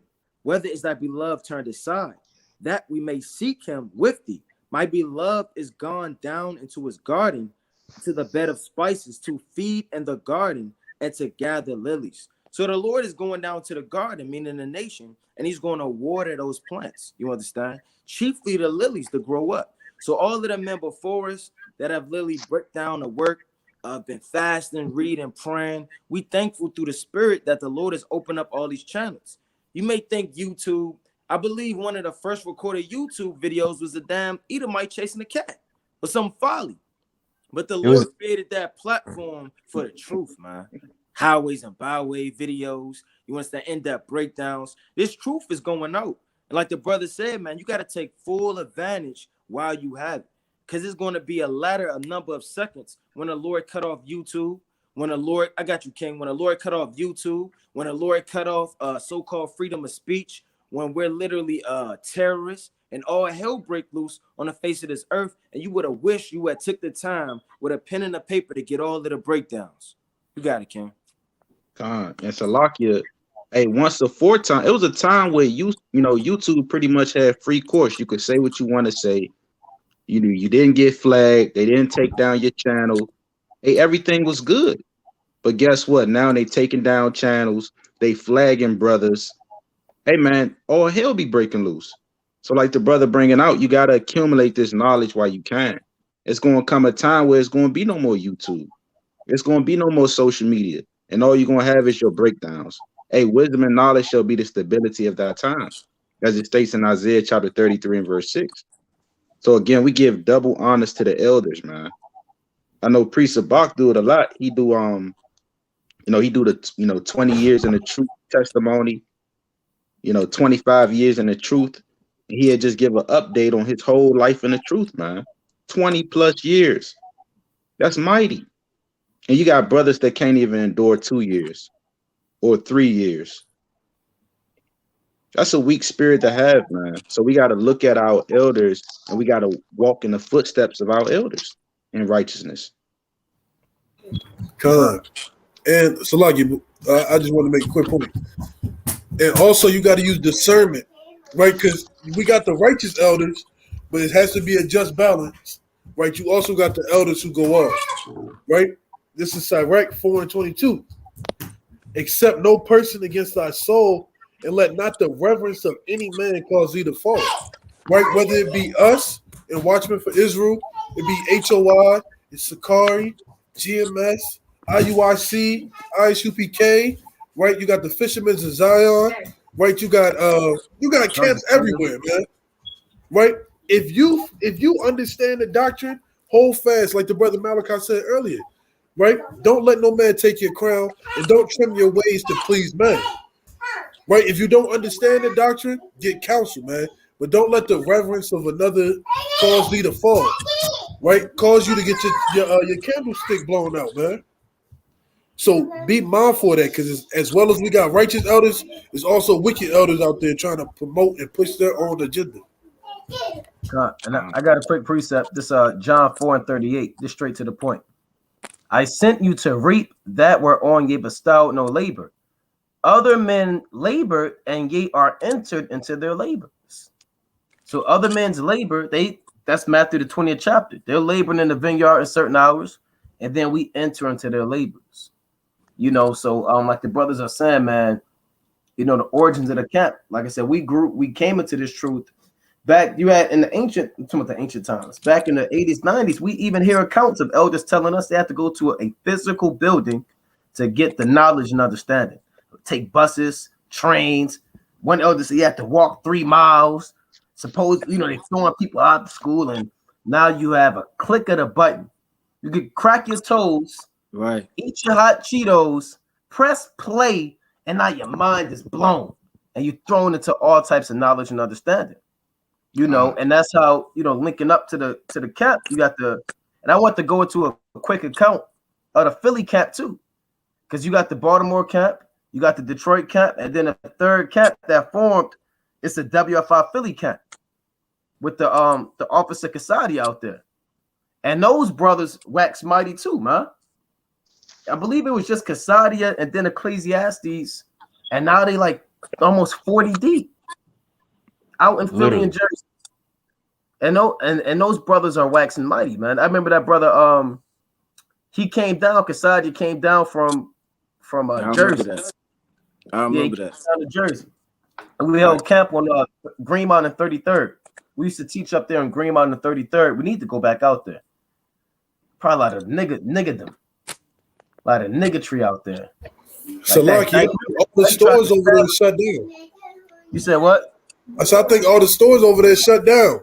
They should be. They have stores called Tomboy, Fried Chicken. You know what I'm saying? All types of wickedness, man. They had a store called Fried Chicken. So the brother came down. Yeah, man. The brother came down. Cassadia came down, formerly known as I forgot the Yamir. Formerly known as Yamir. You know, and he came down with another brother, Gabe. His name was Gabe or Gabriel. He fell out the truth, and Cassadia went to start a camp in Jersey, and he went through the early stages of the prospect program, and that camp out there in Philly and Jersey. If you go out there on 10th and Market on a Saturday around 2 p.m., you're gonna see about 30 brothers out there shaking a hand, chiming in, doing the work of the Most High. And that's the biggest camp that we got. We got a camp in after the Philly camp, we had the Pittsburgh camp with the brother Ibadia, right? Then you got the Cleveland camp with Jeremiah. Then we went to Atlanta with the Atlanta. It's the order of the Atlanta camp with Yaakov, and then the Orlando camp with Jonathan. Those mighty brothers, you formerly know them as sons of Zion, Israelites. And then after Orlando, I believe it was Chicago, was Abaya Allah and Kazak. Then Indiana with Yair. And then you got the brothers in Europe, WFI Europe. All right, you got Andrew Glenn out there. Chibuze, he got 3 brothers in Germany. You got brothers in Tennessee, California. Amos dealing with the brothers in the Bay Area. Brothers up and coming in LA, Seattle, Little Rock, Greensboro, Rhode Island. Right, dealing with the brothers in Rhode Island. Houston, like you forgot about Houston. I mean, all over, man. You know? And it's like a quick point. If you want to labor and do the work and link up with these brothers to do the work, all you got to do is hit the email up. Wherever you at, hit the email up and we'll get you in contact with these brothers that you can labor, man, and do this thing. We need more laborers. Let me get one quick precept. I got a precept after you. Con. It's St. Matthew chapter 9 and verse 37. It reads, Then saith he unto his disciples, The harvest truly is plenteous, but the laborers are few. Pray ye therefore the Lord of the harvest that he will send forth the laborers into the harvest. And that's how brothers come into the truth. A lot of times you come into the truth because brothers pray for you to come in this thing. Right? They pray for you to get up off your ass and come out the world and be a laborer. You didn't just come in this thing on your own. You may be the result of another brother praying for another laborer. Then the Most High had answered that brother prayer and put the spirit on you to come in this thing and do the work. And that's very humbling. You know what I'm saying? It's very humbling that we can all be in this thing because elders prayed for more laborers. And now you have younger brothers coming in this thing in sincerity, still doing the work of Yahweh Bashima Mashiach like Yahushua. You know, you got to hear that. In Nehemiah, I'm not going to read the entire chapter, but in that chapter, you got everybody doing the work. You got everybody doing the work, building up the fence, the gate, all that good stuff. But I'm going to read Nehemiah 3 and 5. And next into them, the Tekoites repaired, but their nobles put not their neck to the work of their Lord. Right? So don't be like those brothers that's not putting your neck towards the work of the Lord.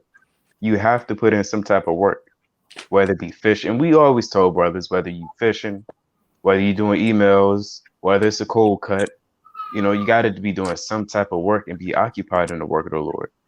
Right? Like the brother just eloquently brought out, hey, the harvest is so much. It's so much work, but the laborers are few. right? Although we may have just mentioned these 10 up and coming camps, or 10 camps is already, these 10 camps, whatever. And you got this camp and that camp. That's still not enough, right? In reality, in the grand scheme of things, it's still not enough, right? It should be so many Israelite camps to the point where you can't walk down the street without seeing a brother in fringes, So you got it. Khan, that's a mighty point too. Well, let me bring this out. This is the book of First Esdras, chapter 2 and verse 20. It says, "And for as much as the things pertaining to the temple are now in hand, we think it meet not to neglect such a matter." So brothers can't neglect this thing, man. We have to be full-fledged on fire, not just for ourselves. Like I always bring up the metaphor, a man that has a family, he's just not laboring for himself, man. He labors for every single mouth he has to feed, his household, his wife, right? They all looking up to him. How much more elder men before us that have a whole congregation? Men that are set up to lead the flock. We literally have souls in our hands, man. So every brother in this thing, man, we have to take this extremely serious. And that's for every other camp that's watching this, man. This is not just brothers just shaking a hand and you go on there and you shaking the hand. No, it's deeper than that, man. We're saving lives through the spirit. You understand? The Lord set us up as spiritual physicians. The Lord set us up as the ancient men back on the earth, Lord willing. It says, "And for as much as the things pertaining to the temple are now at hand." I mean, all hell about to break loose. We are the temple of the Lord. You understand? In the last days, we think it meet not to neglect such a matter. And a lot of brothers, they neglect the work. They dibble and dabble, right? They work out. They get the damn hammer. They damn start breaking up stones for a dispensation of time. But then it starts to get grievous. The sun comes out. They start to sweat. And then they fall out. That can't be us in the last days. Everybody watching this, put your hand to the plow and don't look back. Brothers got it. And you brothers that's putting real quick, you brothers that's putting where y'all want to cap at, or ain't nobody out there, just email us. Brothers saying they need a cap, in Vegas or Nevada or St. Louis.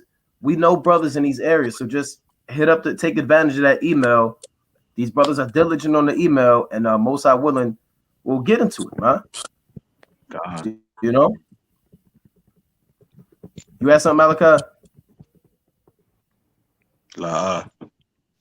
Did anybody have any other questions? Right, I know there's a lot of questions in there, man, and we've covered, a few years of this thing. You got old pictures, you got throwbacks, you got precepts. Somebody said, should we have our fringes on 24/7? Yeah, you should have your fringes on. Now, of course, you got to take a shower and you got to take care of yourself. You know what I'm saying? So they saying, what's the email? Oh, here's a good question. I'm gonna type in the email. I don't know if a brother want to deal with this question. Oh man. Hey, I'm gonna let Ryan deal with that. Yeah, Ryan can deal with it. I know the Ryan. Hey, first and foremost, man, that was a mighty brother. We don't got nothing but good things to say about the brother. You understand? Right. As long as I know, and as most as I know, the brother's still in the truth. But we just had a difference of agreement. The brother didn't like to take order, and he had a problem. He had a couple spirits hop on him, and he bucked up against brothers and called brothers out their names, bear false witness, did a lot of things, and we still pray for the brother to this day. Right? I know I do. I pray for all the brothers, that have left the camp, that will continue, you understand, to be lukewarm. We want nothing more but for everybody to get the kingdom of heaven that's ever put their hand to the plow. The brother, lack of better terms, the brother had hit up another brother, and the brother could speak for himself on the matter, but he had hit up another brother, and we wanted to make sure that what was said was actually coming out of his mouth, because somebody may have grabbed his phone. We gave the brother the benefit of the doubt, right? So we got witnesses on the phone about the matter.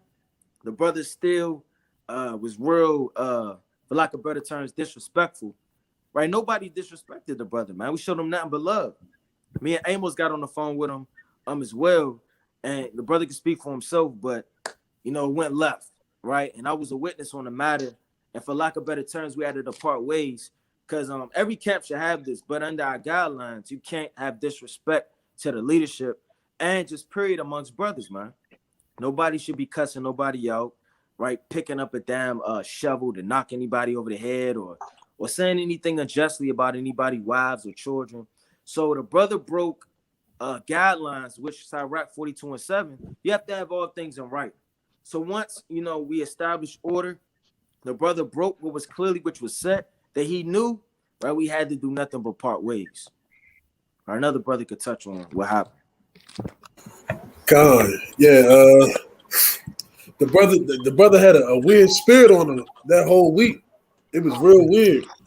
So like the brother said, we set up guidelines because yes, we are a camp, but before we became a camp, we was actually really family. We was close together. I mean, we didn't grow up with each other. We didn't know each other before we came into this truth. Well, it was a few of us who did, but we literally became a family. So before we're a camp, we're a family, right? This brother can call me up, say, look, I need something done for my household. I need your help. And I know each one of these brothers on here know that I would do the same thing as I know each one of these brothers would do the same thing. So as we're expanding, we require all the brothers who want to join the camp, who are in the camp, to keep that same spirit, right? This is a brotherhood, right? This is a brotherhood that the Most High allowed us to have. It's a safety net for brothers and sisters. If you falling short, if you slipping in this truth, you got brothers in Cleveland, you got brothers in Orlando, you got brothers in the UK, you got brothers all around to help build your spirit back up. This is what this truth is about, man. It's not about remembering precepts so you can just confound everybody. It's about showing forth the fruits of the spirit.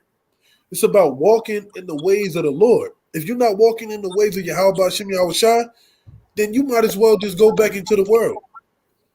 Right? But we're a family in this first. And yes, families have different disagreements. We may not see eye to eye with another camp. Another camp may not see eye to eye with us.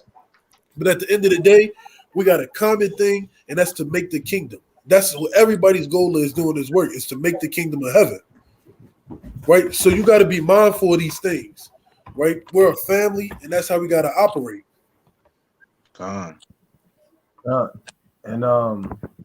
That's a good question. A lot of brothers are asking what happened to particular brothers.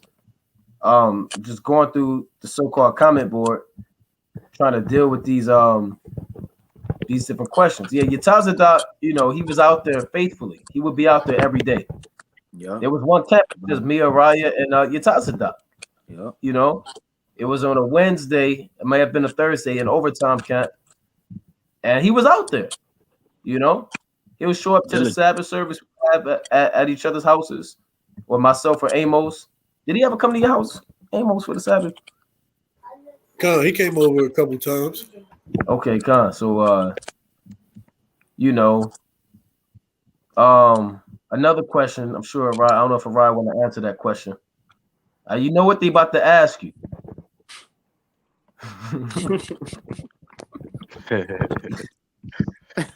I think everybody wants to know, man. I think you'll be doing the nation of Israel a disservice in the last days if this question doesn't get answered.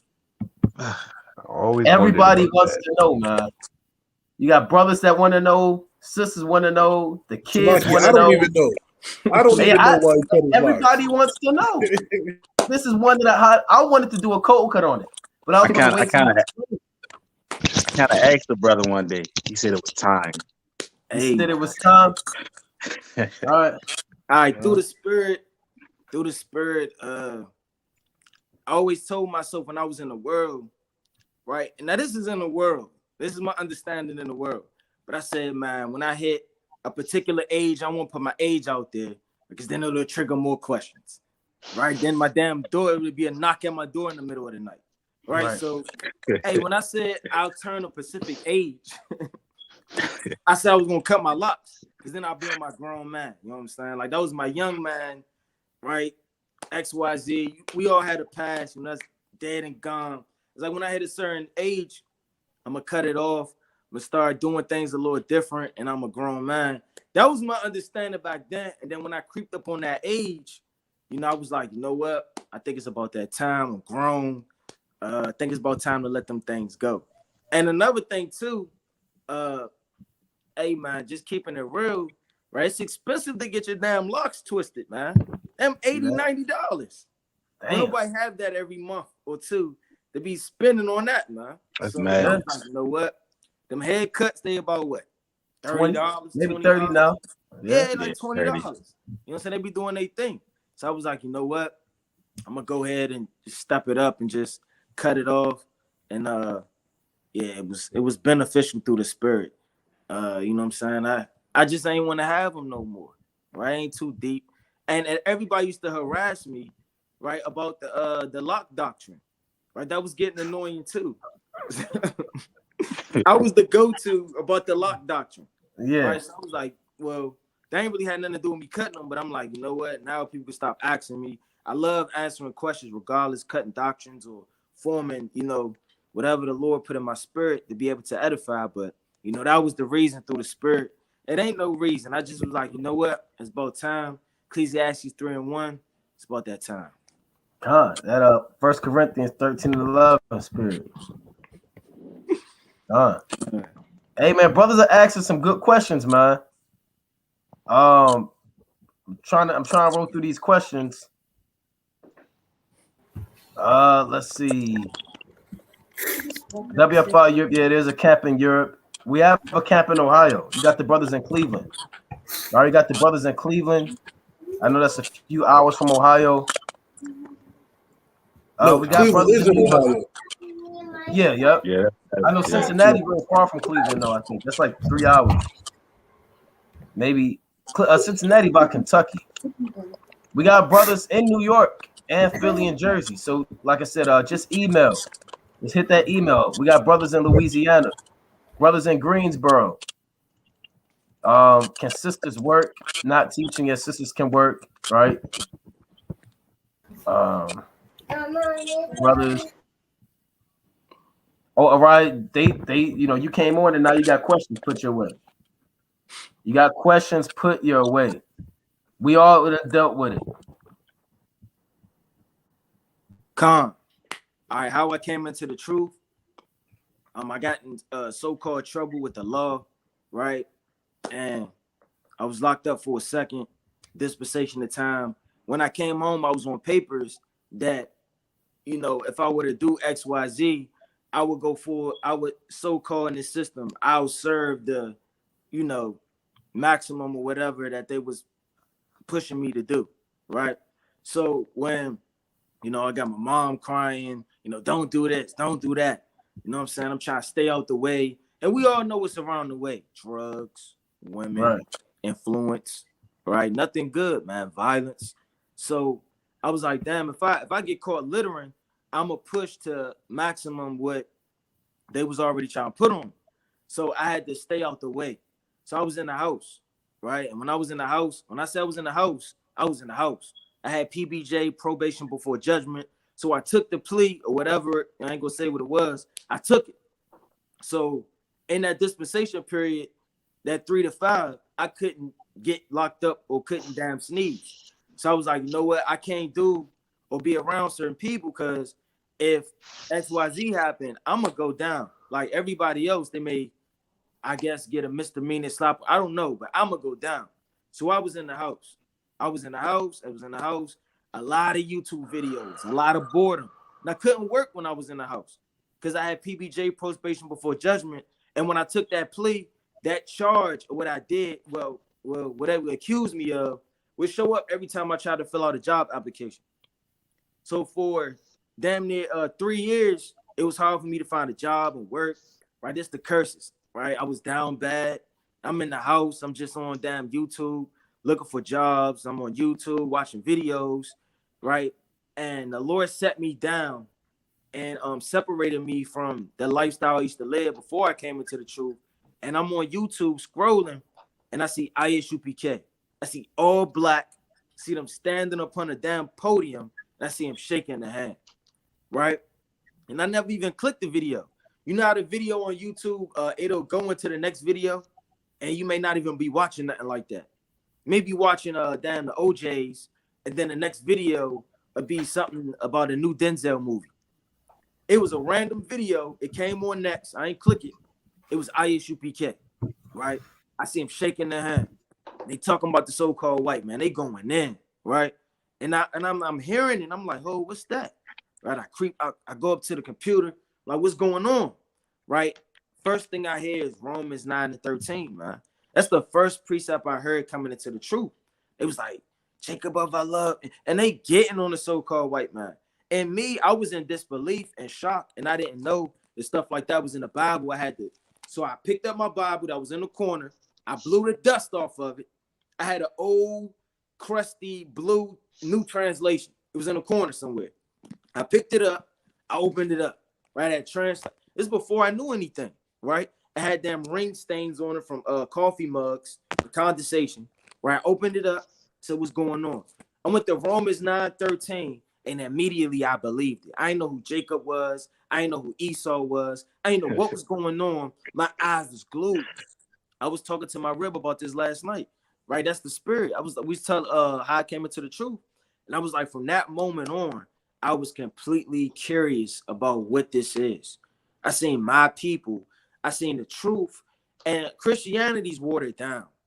Like, you got the so-called white man, you got love. It just don't sit right with a man of war. It don't sit right with a true soldier of the Lord and a man, you understand, that our forefathers in the spirit they walked in, and it never resonated with me.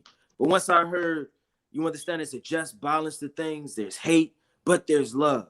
There's sun, but there's the moon. There's judgment, you understand, from things that have happened. That literally just resonated with me in the truth, and I was on it ever since. Before I even got things together, I had a bookmark, like a computer. It could hold bookmarks. I held like a plethora of bookmarks, right? You know, the classics, Revelation 13:10, Joel 2:17, Amos 3:1, all the classics. I had them all up on the bookmarks. I would study them every day. And it got to the point where I was obsessed. And that's all I did. It was hours and hours upon it. I was glued in. I bought me a Bible. I bought me an Apocrypha, right? When I came into the truth, right, this Bible doesn't have it. But certain Bibles that have like a so-called index where it shows like the publishing. Well, that's a small index. But it would be like 3 pages before you even get to Genesis. I read all of that. I wanted to know the publishing, who wrote it, right? What's going on? What is YHWH? What is the tetragrammaton? I wanted to know everything. And I started from ground up. I found ISUPK. That was the first camp I found. But I stopped watching them. Not that anything is wrong with them. They're mighty brothers doing the work. I started watching HOY. Right? Elders of Bach, man. Shaking the hand. That was very influential in me coming into the truth. Because as I saw him, I saw that he couldn't be confounded.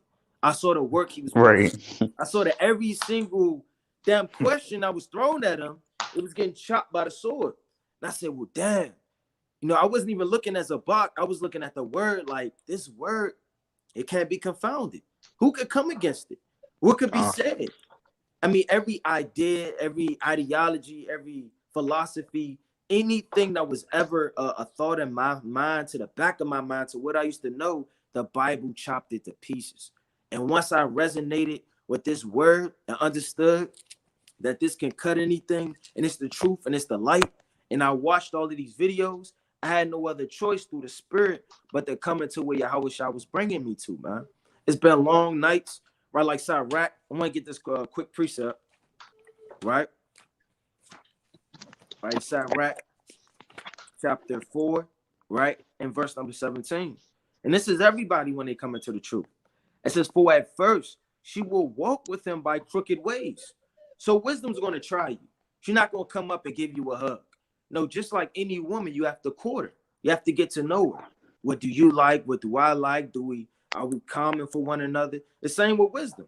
She's going to give you wisdom, knowledge, and understanding. She's going to show you different things. A lot of men, they can't handle it, they leave. She's going to walk with you by crooked ways. She's going to prove you, for lack of better terms. I done seen so much. My family done left me. My friends. It's so much through wisdom as I gained and I changed that wisdom tried me. It says, and bring fear and dread upon him and torment him with discipline until she may trust his soul and try him by her laws. Then will she return the straight way unto him and comfort him and shew him her secrets. And I felt like through the Spirit, as I casted away a lot of my works and what I used to do, and only through my memory, kept 2 commandments, and the Lord just gave me an increase, like a whole lot of wisdom, knowledge, and understanding. I changed up, right? So the dietary law, I changed up what I ate, and I stopped smoking weed. And once I did those 2 things, the Lord gave me such an increase. Of course, through time and understanding, I kept as many laws as I learned at that time. You understand, to the point I am now. But the Lord has given me the increase through wisdom, knowledge, and understanding. And that's how I came into the truth, right? The Lord set me down. And as I was in the house, not able to work or go around the way, that's all I did for at least about a year to a year and a half, right? So I could get certain things, you know, wiped off on a so-called business level, getting a job, but they would still be seen on a federal level. But at that time, I couldn't do nothing but be in the word. And as I look back at it, that's the Lord sitting me down, man. What else was going to sit me down? Right? People evaluate their life once they get shot. People evaluate their life once they get locked up. People evaluate their life when somebody around them dies, right? Or hell break loose. And the Lord set me down through the Spirit. You understand? Through what I used to do. He humbled me the way I couldn't do nothing else. And he set the truth right in my face. And I was eating it ever since, man. Con.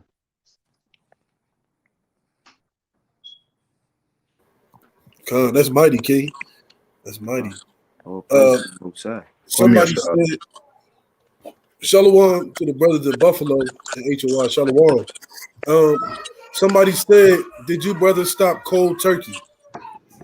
Right. So brothers who indulged in that, y'all want to touch on that? I'll touch on it after, brothers. For bacon or weed? No, weed. Oh. I never really got into that.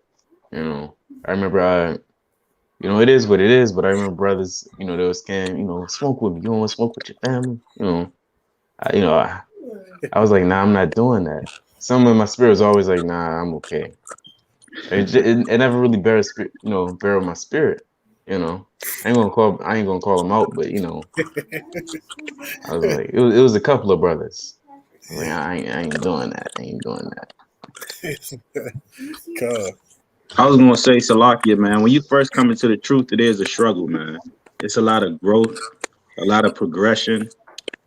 So you know, me speaking personally, I didn't stop cold turkey. You know what I'm saying? I never was a smoker in the world, but you know, nonetheless, I didn't stop cold turkey. You know, it took a lot of prayer, took a lot of watching videos, getting built up, being within holy conversation, getting around brothers. You know, that really helped me when I joined the congregation. Because when I wasn't with a congregation, I still was kind of doing my own thing. You know, so it helps to get around brothers that's like-minded, that can keep you strong in the spirit. You know? You got to jump in there. Yeah, in the world, man, I was heavy on it, man. I was super heavy. I was a damn chimney, man. So I knew the truth, but I was still indulging in it, and I would be watching IUIC videos, getting sliced and diced, getting chopped up, watching HOY videos, getting chopped up, getting all types of left hooks, right hooks, all that. So it was my son was born. This was 2016, and it was as soon as my son was born, cut cold turkey, man. Cold turkey. Yeah, we cut cold turkey. And through the spirit, man, I hate the smell. I hate the look of it. I hate the smell of it. I hate when people talk about it. Like it's an absolute it's disgusting, man. It's probably if I had all the money back that I spent on weed, man, ain't no telling how much I had, man. You know, because I was a hoarder on weed. So brothers who struggling with that, fast pray, ask the Most High to remove that from you and just delete everybody contacts in your phone, right? Delete the contacts of people who going to put you in a position to want to do it again. right? Because that you playing with your salvation now. One puff, the Most High can put it in your spirit to have a heart attack. Right? You get high one time, now you doped out on fentanyl. Right? So you got to be mindful of the judgment. Right. And for me, I used to smoke in the world where I was heavy on it. Right. But I ain't stopped cold turkey. Right. It took time for me to stop. I was watching the videos, man. And I used to be like, let me hurry up and get high before the sun go down. Right. All these videos. Right. So I don't want to smoke on the Sabbath, but let me get it in before the sun go down, man. Right. Man. And the Lord increased my fear. That's what it was, man. The more I learned, the more understanding the Lord gave me, the more I started to fear his name and his judgments. And evidently, it became something that was completely easy to stop. And it didn't take me that long. But once I came in, it's like you don't learn everything in a day or a week. You don't learn everything in 2 days. It takes a time. For some brothers, it's different. But for me, it took a while for me to eat, right, to receive and understand how serious and how deep and the plagues and the judgments of the Lord, to the point where, after I remember the last time I smoked, I was like, you know what? I'm not doing this no more, man. I'm sick of this. Like, you got that woman in the world, she get beat up and she keep running back to her damn man. She got a black eye and she at the door again. Like, oh, well, I keep going back to him. I don't know. Well, you can't do that to these damn demons, man. They're beating you down. They're destroying you, and you keep running back to them. It's for your destruction, man. So you got to get rid of that thing, man. And the Lord put in my spirit one day. I said, you know what? I'm not doing this. I'm done with this. I took all the paraphernalia. I threw it out the house, and I started to pray.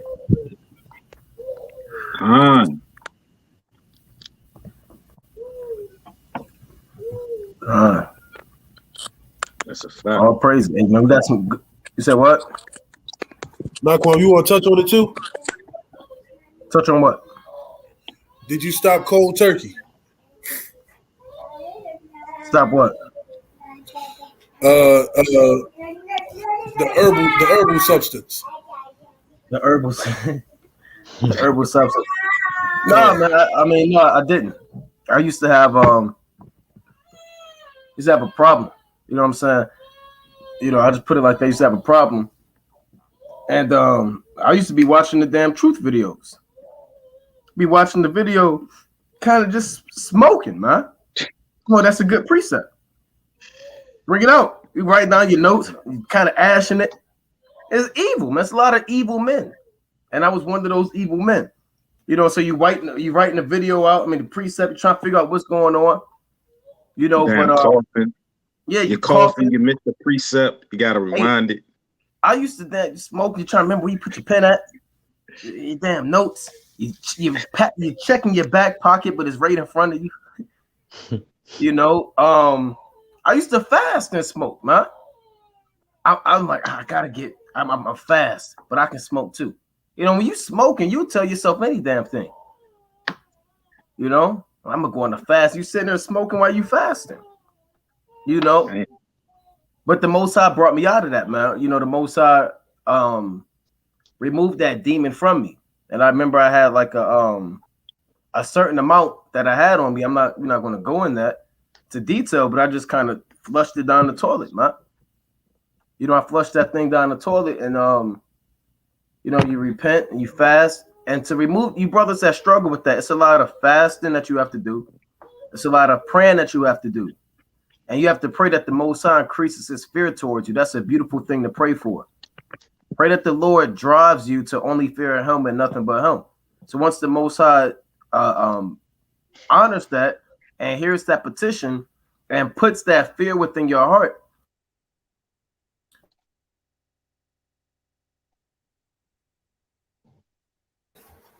Is the brother freeze?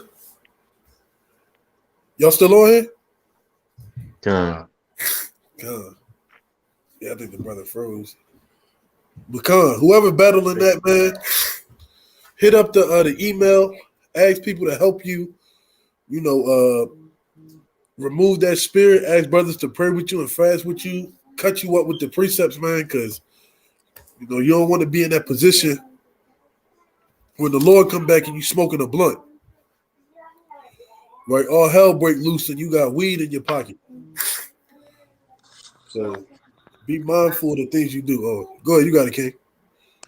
All right, Salaki, I'm not sure what happened, but yeah, you know, you pray that and there's all mercy to the Most High.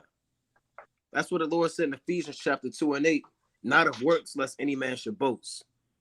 Because we ain't do it then. If the Most High could have had us keep smoking, man, and doing all types of sins. But it's all up according to the Most High's mercy that he has on us to allow us to have those spirits be removed from us.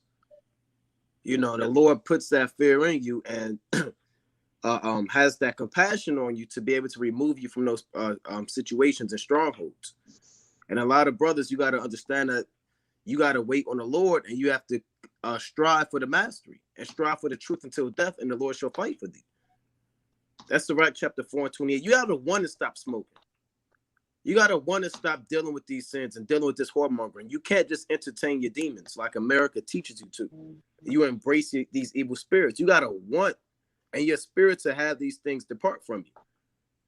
You know, and the Most High, he'll have mercy on you if it's according to his will, and he'll give you that grace and that opportunity to repent. You know?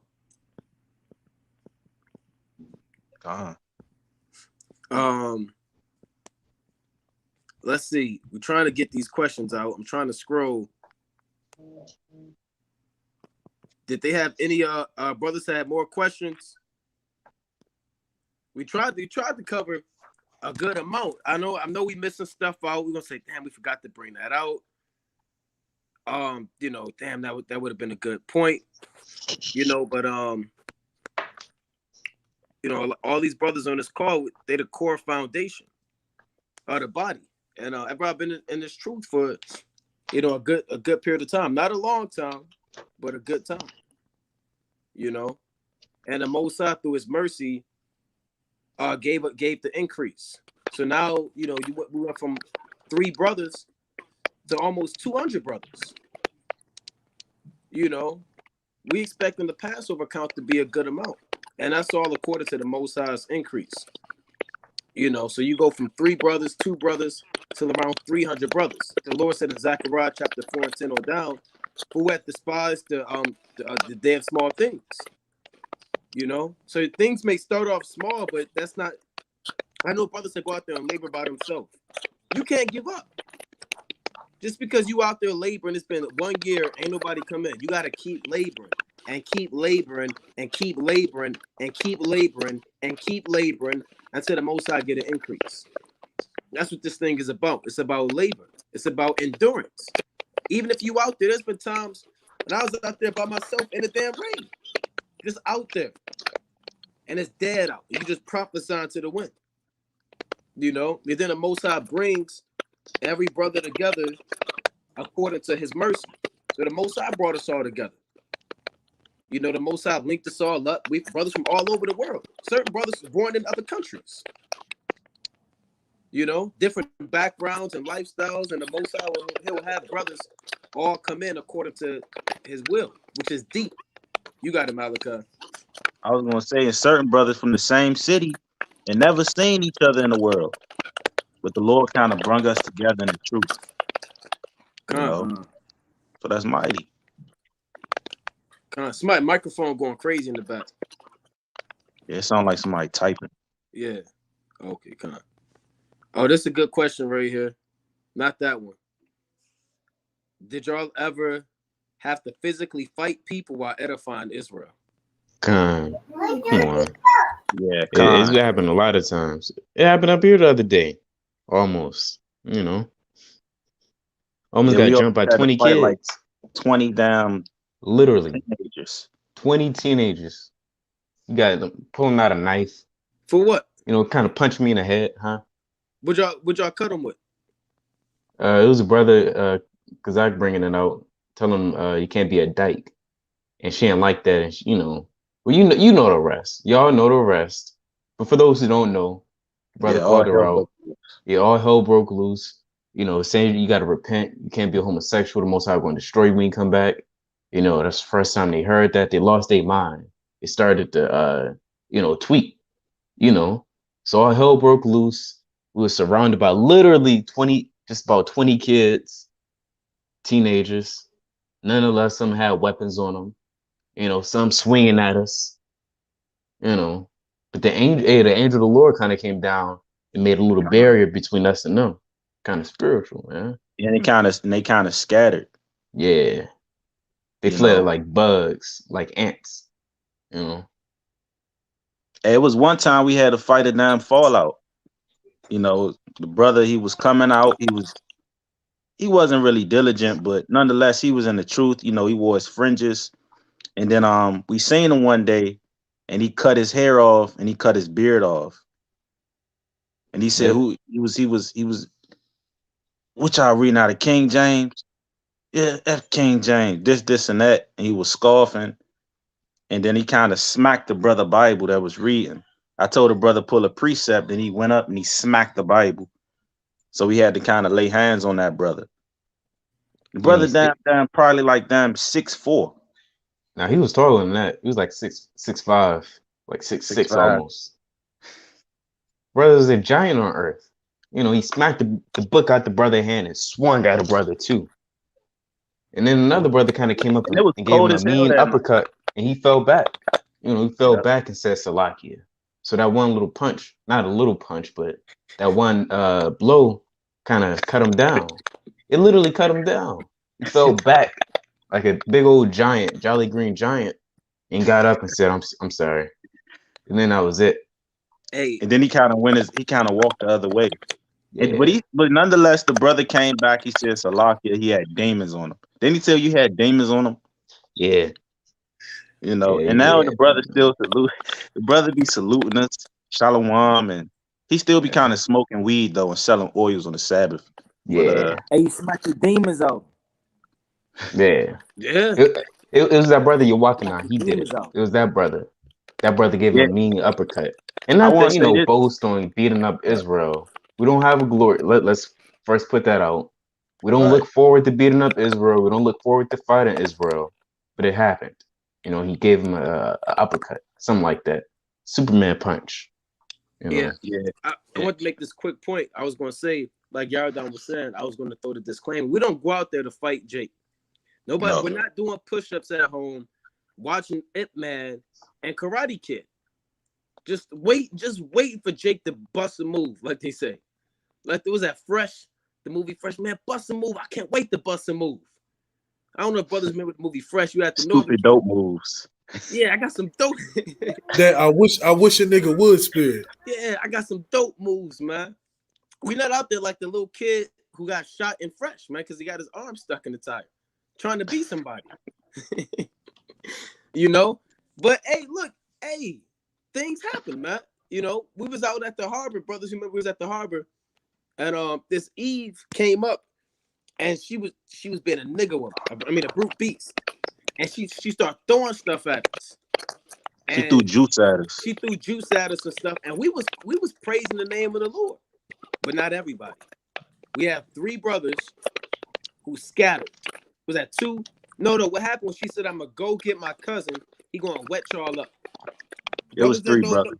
Oh, you said what? It was 3 brothers, but one came back. Okay, yeah, she said she's gonna get her people and they gonna come wet us up, right? Meaning they gonna cut us down. They gonna do what they gotta do. That's what that means. It's like your brother got mute their background. That might be I don't know who that is. Okay, con. Yeah, they said they was gonna cut us down, and we had 3 brothers that fled. Now, one brother, to this day, I don't know if brothers still give him the benefit of the doubt. He had his sons out there. He said, "I gotta get my sons out of here," But the other brother, he dipped, and one brother said, "I can't. Y'all don't know how to dip." He's like, "Y'all don't know how to build. I'm out." So we have brothers that fled the battle scene.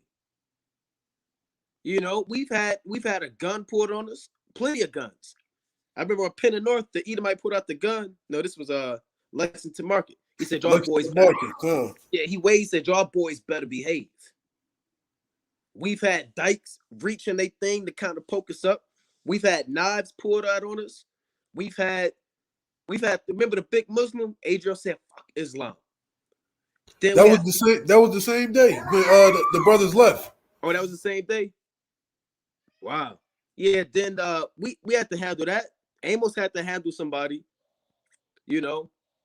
Hey, look, if it goes down to it, we got to do what we got to do. Right? That's Psalms chapter 144 and 1. Blessed be the Lord, my God, which teaches my hands to war, my fingers to fight. If it gets to that point, we do our best to avoid it at all costs. We do our best to avoid it. We stay spiritual. We're not tough guys out there. We're not out there with biker jackets ready to just beat up Jake. You know, we go out there to defend the gospel, but you have to use wisdom too. You can't let nobody all up on the posters. Can't let nobody spit in your face, invade your personal space. You have to use wisdom and defend yourself. You know? I got precept. God. This First Maccabees chapter 2, verse 39. It's like a verse 38. So they rose up against them in battle on this Sabbath, and they slew them with their wives and children, and their cattle to the number of 1,000 people. Now when Matthias and his friends understood hereof, they mourned for them right sore, right? Because the heathen, they take advantage of us, you know, kind of being relaxed on the Sabbath day, not doing, you know, just keeping the commandments, right? But it says this, verse 40, and one of them said to another, if we all do as our brethren have done and fight not for our lives and laws against the heathen, they will now quickly root us out of the earth. At that time, therefore, they decreed, saying, whosoever shall come to make battle with us on the Sabbath day, we will fight against him. Neither will we die all as our brethren that were murdered in the secret places. Good So precept. even on a Sabbath day, we gotta, you know, put up our dukes if push comes to shove, right? However, somebody's coming up, hey, that's how we're gonna respond. All right. If somebody's coming up mellow and chill, hey, best believe we wanna come off mellow and chill, bring out the precepts, deal with that brother accordingly. However, if that brother comes up real irate, got a demon on 7 demons on him, just reaching in his pockets all day, you know, then hey, we got to be in defense mode. You know, we got to righteously defend ourselves, or else we'll be rooted out. You know, even our forefathers understood that. Excellent Quick precept. precept. This First Maccabees chapter 3 and verse 19. For the victory of battle standeth not in the multitude of a host, but strength cometh from heaven. And that's where our strength come from, man. If it's ever a situation where we got to lay hands on Jake or Esau, we know that the Heavenly Father is with us. So we're not going to be them kind of brothers that flee the scene, tuck our tail, and kind of move up the block. No, we're going to stand right there where we teaching that, and we're going to prophesy the downfall of these wicked people, man, and try to wake up Israel. Verse 20, they come against us in much pride and iniquity to destroy us and our wives and children and to spoil us. But we fight for our lives and our laws. So when we out there, we fighting for our lives and we fighting for the laws, man. So we can't be them feeble, weak Israelites that tuck our tail and flee the scene. So sometimes it get physical when you out there teaching, especially when you in the hood, man. All hell be breaking loose. Jake say you effing up my money. They try to stand on your posters. They trying to grab the Bible out your hand. And you can't just let that happen. It's a thin line. Yeah, we try to stay spiritual with Israel, but sometimes if they see you kind of tucking your tail, that kind of add fuel to their fire, man. Now they trying to grab the Bible from you. They trying to stand on line with you. They trying to put their arm around you, choke you out, take off your meat tree. You know, they be doing all manner of wickedness, man. So we can't just damn tuck our tail. We gotta fight. In Israel, you gotta know that sometimes. Sometimes it get like that. We know nobody wants to see Israel fighting and going back and forth with each other, but we can't. We not weak Israelites, man. We men and we warriors at the end of the day. You know, this is what we signed up for. And once you out there, man, you got to know these demons, they going to be poking and plucking you, trying to get you out the spirit, man. Right? You got to know that that's going to happen, right? That comes with experience, man. You learn more with experience, right? This is, Salaki. Whew. Proverbs 25 and 28. He that have no rule over his own spirit is like a city that is broken down without walls. So once you out on that highway and byway, man, or once you dealing with people, right? Because Israel will poke your buttons to the point where you ready to Sparta kick somebody, man. But you got to understand, you got to have control over your spirit. You can't give that preeminence over anybody with your spirit, man. Once they know they got you, they got you. Right? We be at camp, the scoffer, he looking for that one person he can get out the spirit. Right. Be like, look, you see how he acted? Look how he getting him. And he just gonna eat it up. He gonna eat it up and eat it and eat it. And you ain't no coming back from that. So once it don't matter if you on the highways and byways at work, in your marriages, dealing with your kids, you gotta have rule over your spirit. Right? Don't let anybody get you out the spirit to the point where you're ready to lay hands on somebody. Now, like the brother said, if it's to that point, don't be the second one to fire off if it gets to that point. If you got to defend yourself, you got to defend yourself. But soft words turn away wrath. You got to use wisdom when you out there. You got to use wisdom when you're dealing with Israel. Right? You don't want to do injurious practices and hurt your brother. Right. And usually when it's a fight, usually when it's a fight, is they kind of coming at us, man. We never the ones throwing the first punch. It's usually the damn scoffers trying to fight us. So we pretty much protecting ourselves. You got it, though, Kane.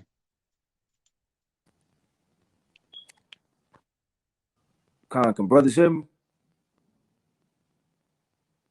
Right, to touch on what Amos said, man, the scoffer always looking for one brother to be out the spirit, man. And scoffers are seducers.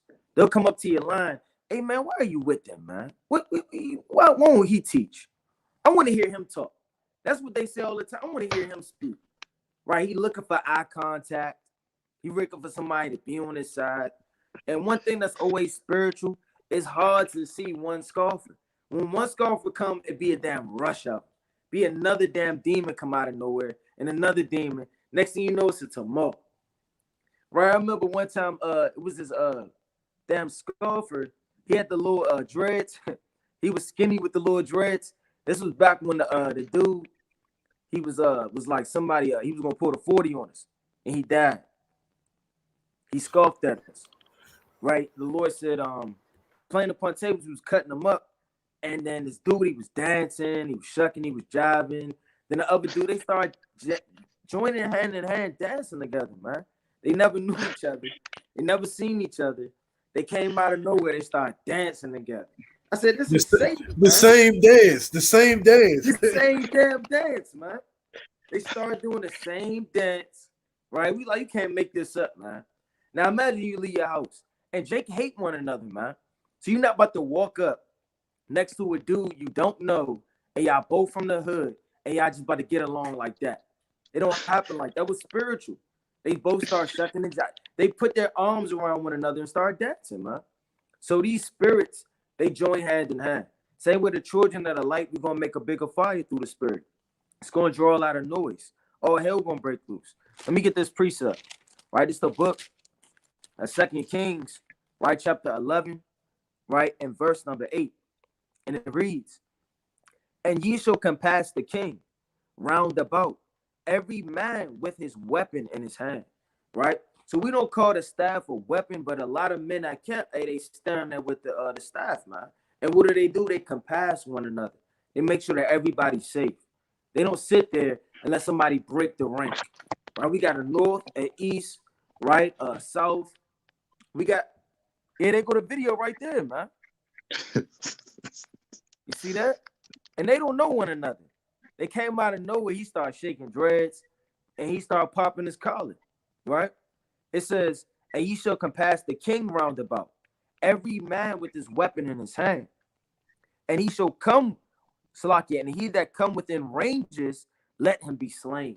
So like the brother said, if you come too close, and you got to get up out of there, man. Nobody's looking to beat you up. All we want to do is heal you through the spirit, man, and give you the words of life. But if you disrespect the posters, and those it's not like we just mad because you stepped on the posters. We brought the posters out to edify Israel.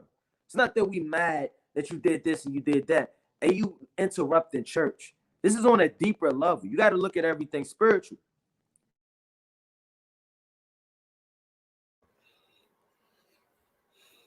What's up with y'all brothers freezing up, man? God. Brothers Wi-Fi acting up, man. That's Satan. Hey, that stuff is true. Uh-huh. Yeah. Oh, you got it. It I was says, gonna say. come with hope and Go ahead. spirit. You kind of froze up. Con, you got it. That was safe. Yeah, I was gonna make a quick point, man. There was a situation where we was at camp and a brother stole the camera. Now, what if we just said, well, the brother, we had a guy recording, Utah's recording, and for some reason, I've never seen it at camp since I've been at camp in my life. Somebody snatched the camera out of his hand and peeled off and ran up like 3 furlongs. What was that? On the north side of camp, and he just dipped. And Utah's sitting up there, he's looking like this. So, what if we just sat down and just said, well, you got the camera, it is what it is, right? No, it don't work like that, man. Guess what? We had to go get the camera back. So we took off, man. And it was it was in the wintertime, but it was abnormally hot that day. It had to be like 65 degrees, and I had like 5 layers on. And then Jezebel came, and we had to get the camera back. And then, that guy ended up that guy got smacked up by a car. He got hit by a car.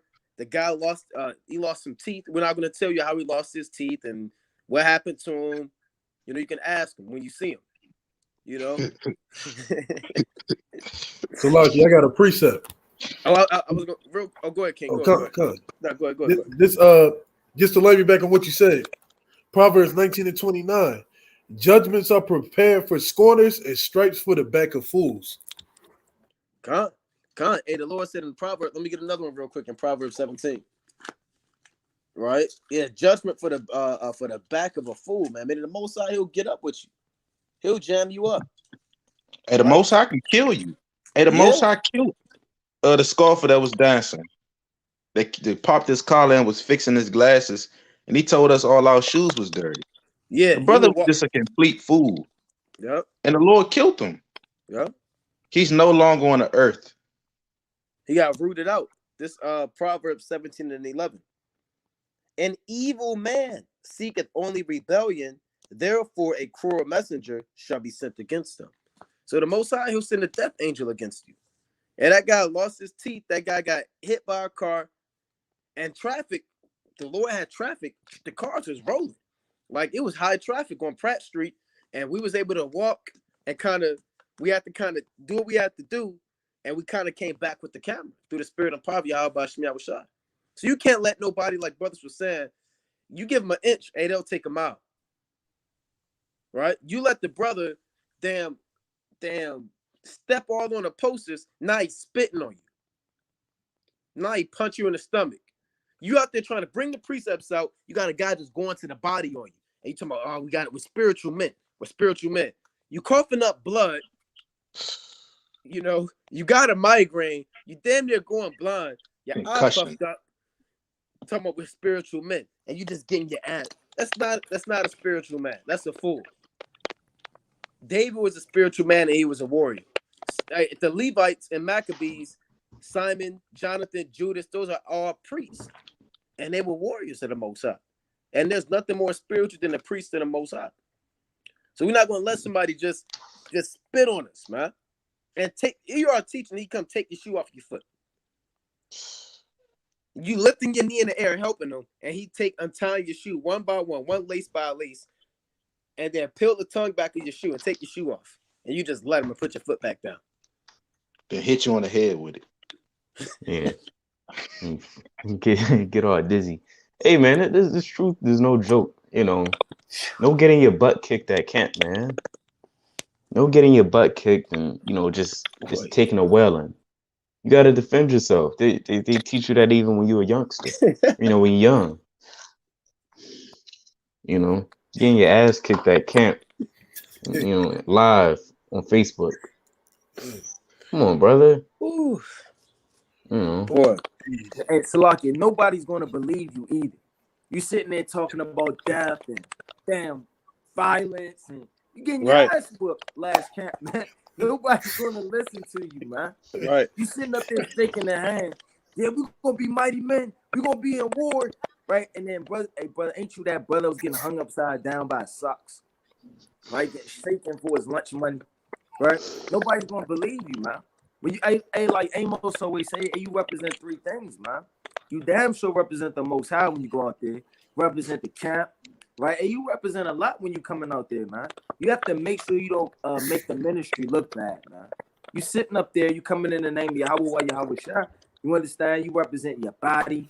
You represent yourself as a man. You represent this truth. So you got to conduct yourself like a man.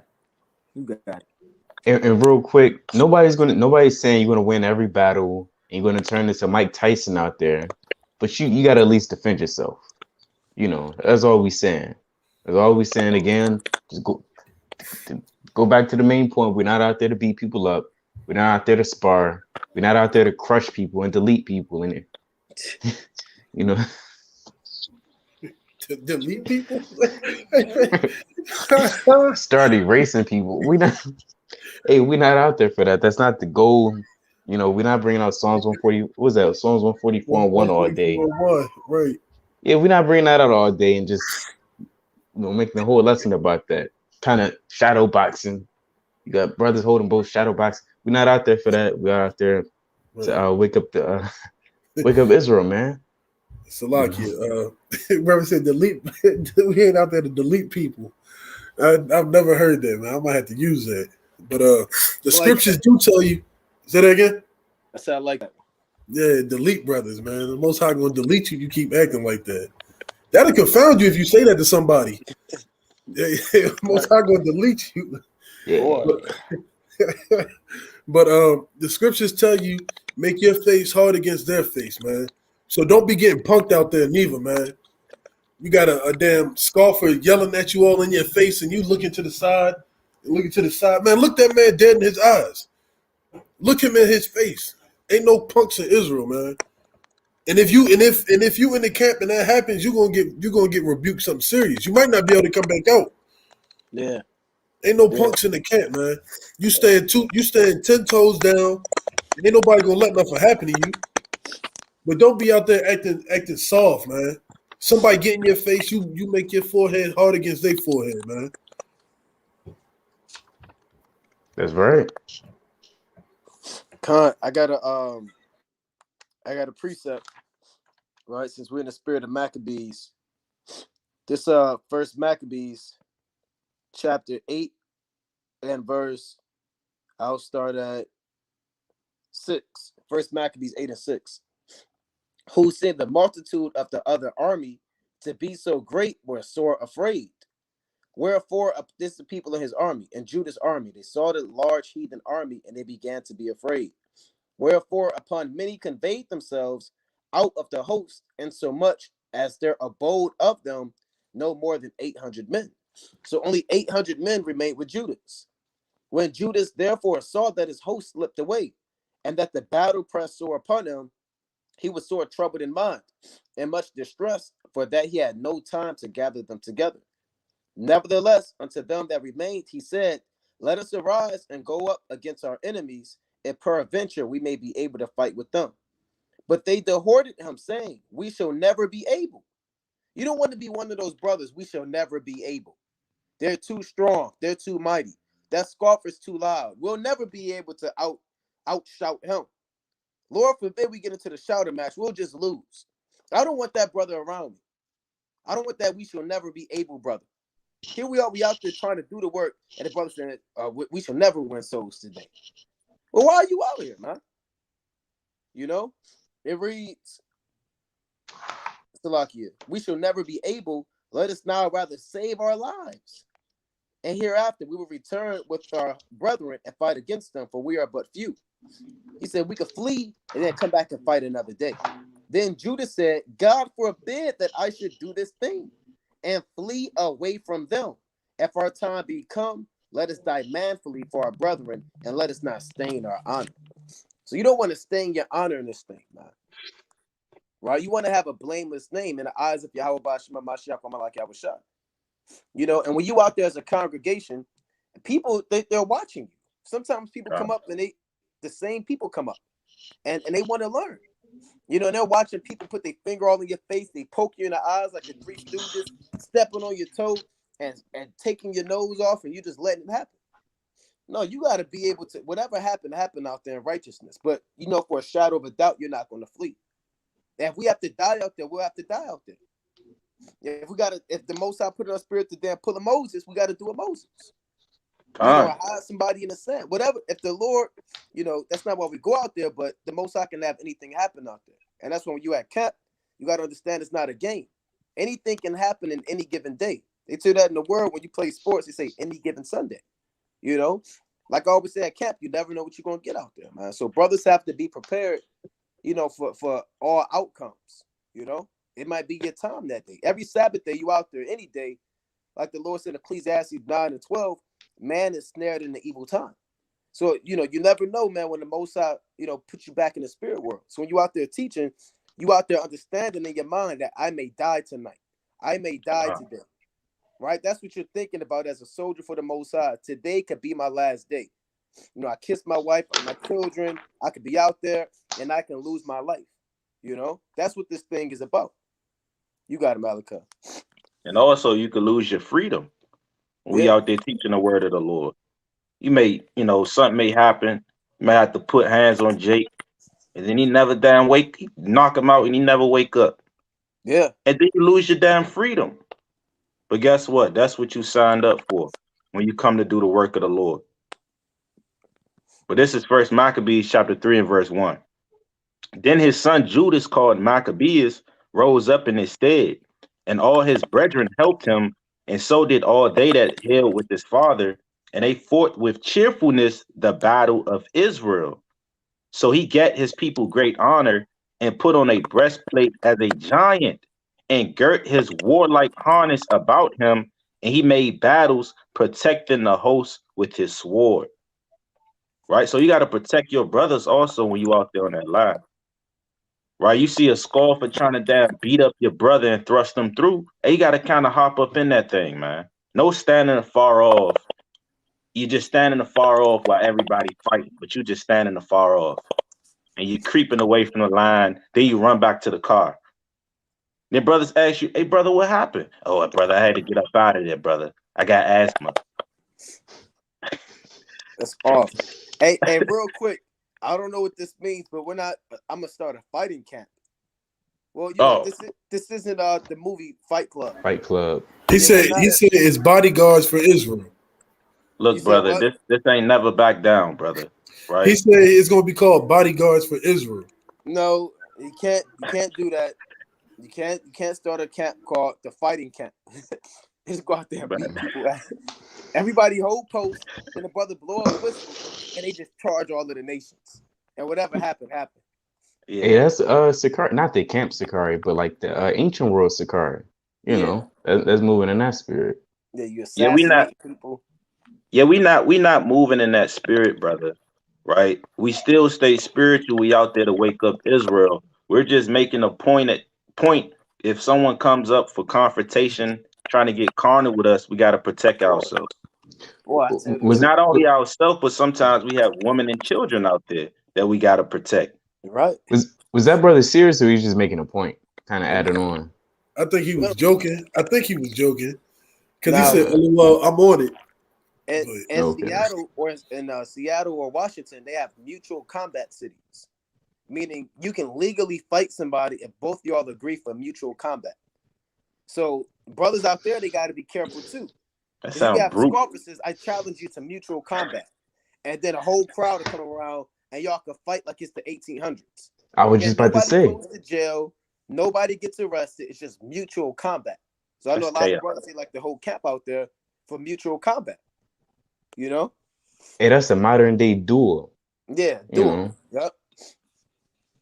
Khan. Let me keep reading on to this. Khan. Verse 4. It say, in his acts he was like a lion, and like a lion's whelp roaring for his prey. So sometimes you got to get like a lion when you out there. You know, the Lord said he sent us forth their sheep, Matthew chapter 10, verse 16. But sometimes it's a just balance. Sometimes you got to get that lion spirit up in you, right? And go to war with Israel sometimes.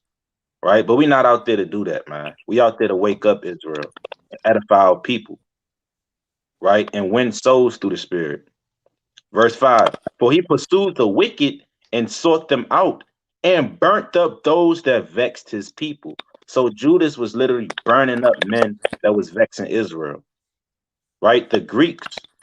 Also, you had wicked Israelite men that was cooning out and selling out to the Greeks. Yeah. Right? Hey, man, so we out there to, first and foremost, out there to edify and build up Israel, bring them back to the Lord. But if it got to get like that, hey, then it's going to get like that, man. We ain't tucking our tail. Salakia, man, we was young boys at the end of the day, man. We done been through rough patches. You know what I'm saying? Shouldn't nobody be scared to be dusted up at camp, man. If it's gotta happen, it's gotta happen. But you gotta try to avoid it at all possible, man. When we was younger, we used to play Dragon Ball Z on the playgrounds. Man, we used to have busted lips. Just by accident, but them accidents, them things get serious after a while. Right. So, you gotta be prepared to, if it happens, it happens, man. A punch only hurt, but damn 30 seconds, if that. Right. So, Hey, you in a fight, it don't, it don't hurt. Your adrenaline pumping, right? You not even think you'll feel it afterwards. But nonetheless, when you're in that fight, man, you into it. And again, we got the Spirit of the Lord upon us, man. So it should be no reason where you go flee the scene, run back to your car and tuck your tail.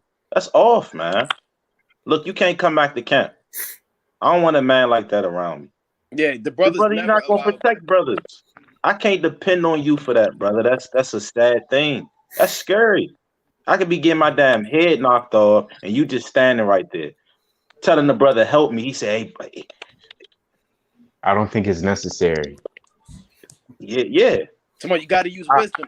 You got to use wisdom. Right, you don't got nothing endure to do it. with me. He yelling, endure it. Y'all not trying to build. Y'all not trying to build. That brother said that. Man, we're going to say who said that. That was the brother Lapayard, man. Brother said, y'all not trying to build when all hell was breaking loose and left camp, man. We're not going to hide that. That brother don't believe in your Howard shot no more, man. Ain't no cut calls, man. Hey, Yahushua said in John chapter 15, 12 on down, no greater love than the man that laid down his life for his friends. So we out there to lay down our life for our brother. So if they come up and say, look, one of y'all stay and all y'all got to go, and we all going to stay, and ain't nobody going. You know what I'm saying? That's how we going to move, Most High willing, man.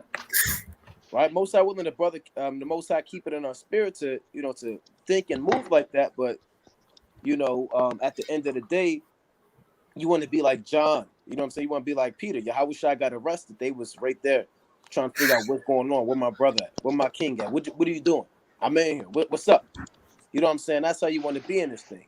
Brothers getting arrested, and then you got brothers ducking off. And hey, if one of these brothers get it, hey, we follow him. We trying to see what's going on. What's the bet? What's the move? How much? Where he at? What you do with him? You took him on some creepy dark alley. Where is he at? So you want to be like John and Peter in this thing, who went all the way and followed the Lord till death. That's right. Yeah, man. We brothers at the end. We family, man. Like the brother Amos was bringing out. We family at the end of the day.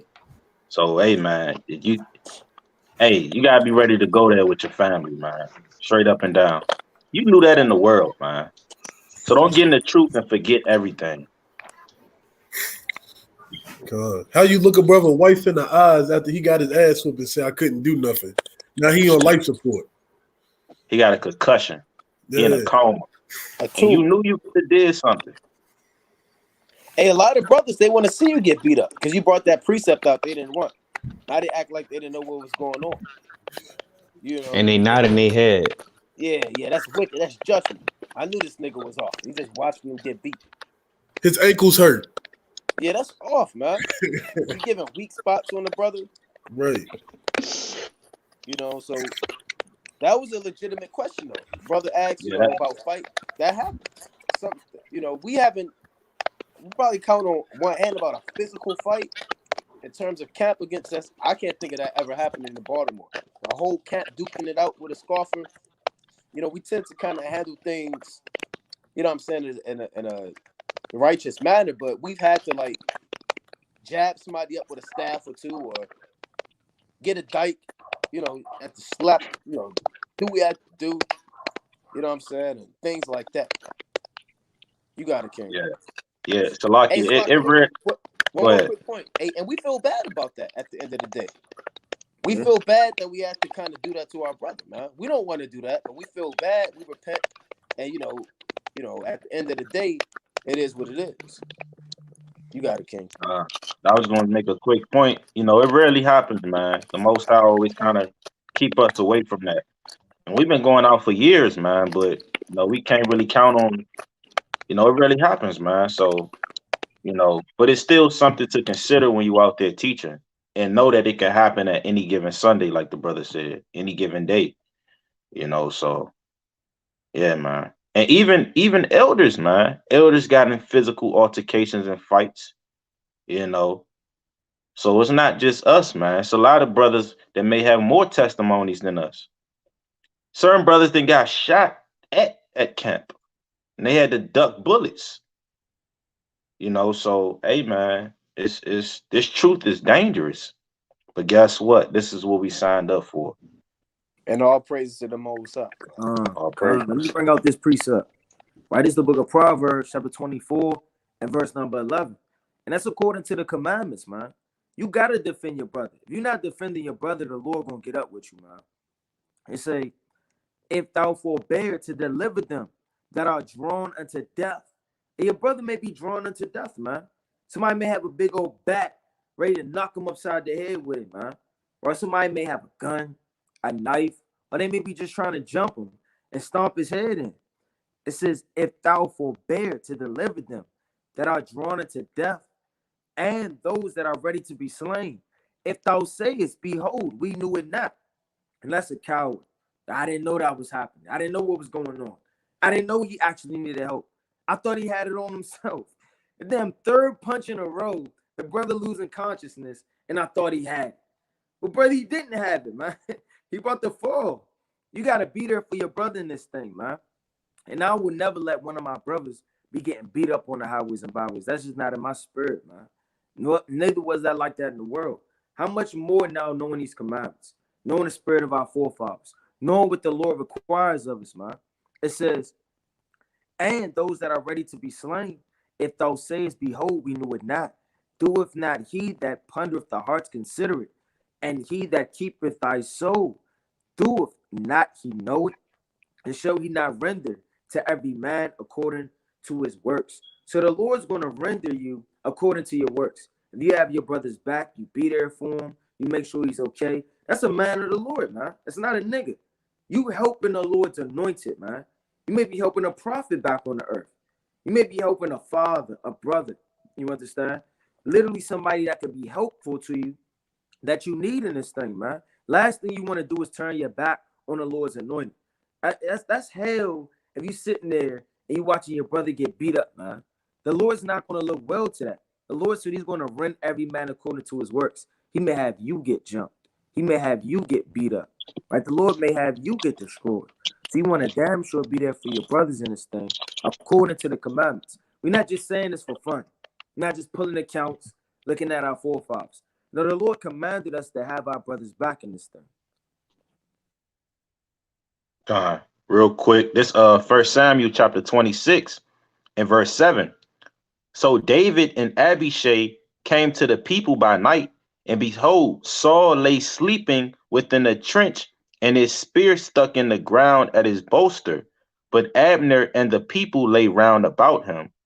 Right. So just to give a backstory, Saul was trying to take out David straight up and down. He was trying to kill him. He had multiple attempts on his life. And David was on a run from Saul because he didn't want to kill Saul, because he understood that Saul was anointed by the Lord. And as the scriptures say, touch my anointed and do my prophets no harm. So David was a righteous man, and he was being forbearing with his brother. Right? Verse 8. But nonetheless, David had hitters on his team. He had righteous killers that was going to ride and die. Verse 8. Then said Abishai to David, the Most High have delivered thine enemy into thy hand this day. Now, therefore, let me smite him, I pray thee, with the spear, even to the earth at once, and I will not smite him the second time. So Abishai, right, one of David's hitmen, he said, look, let me kill Saul. Let me take this man out for you, right? So that goes to show you the loyalty that this man had for David. He was ready to kill this man and risk it all for David. So you got to have that same spirit for your brother, man. Ready to fight for him, and protect that brother. And that's the greatest form of love. John 15:13, that a man lay down his life for his friends. So you got to be willing to die for your brother, man. Got to look your brother in the eye and tell him that, man. Y'all make that covenant with each other when y'all go out there and teach, and y'all stand on that line with each other. Straight up and down.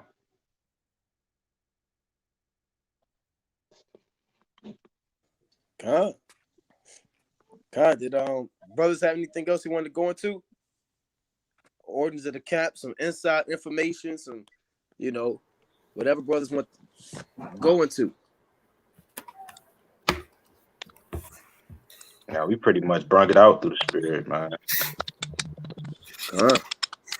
We brung it out. Yeah. So you got a lot of information. You got the ordinance of the camp. You got information. You got how brothers came into the truth, testimonies, how brothers joined the camp, brothers went into that, all types of stuff.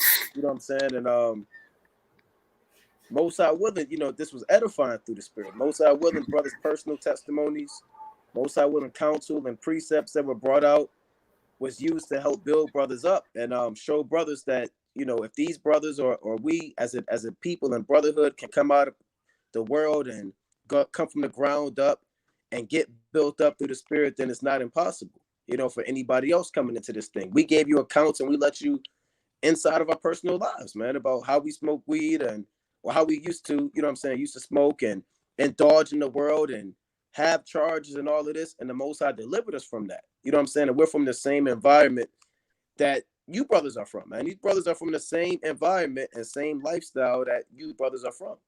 So if the Most High can have mercy on us, it's not impossible for brothers to get built up in this thing. You got it right. I just want to add into one more thing too.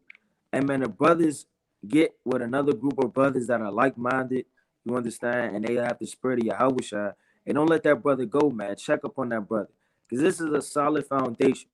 You know how you got the Bulls in the 90s, humbly speaking, right? You got the Bad Boy Pistons, or you got the All-Star team. You're going to want to make sure the brothers that you're going to war with are hitters, man.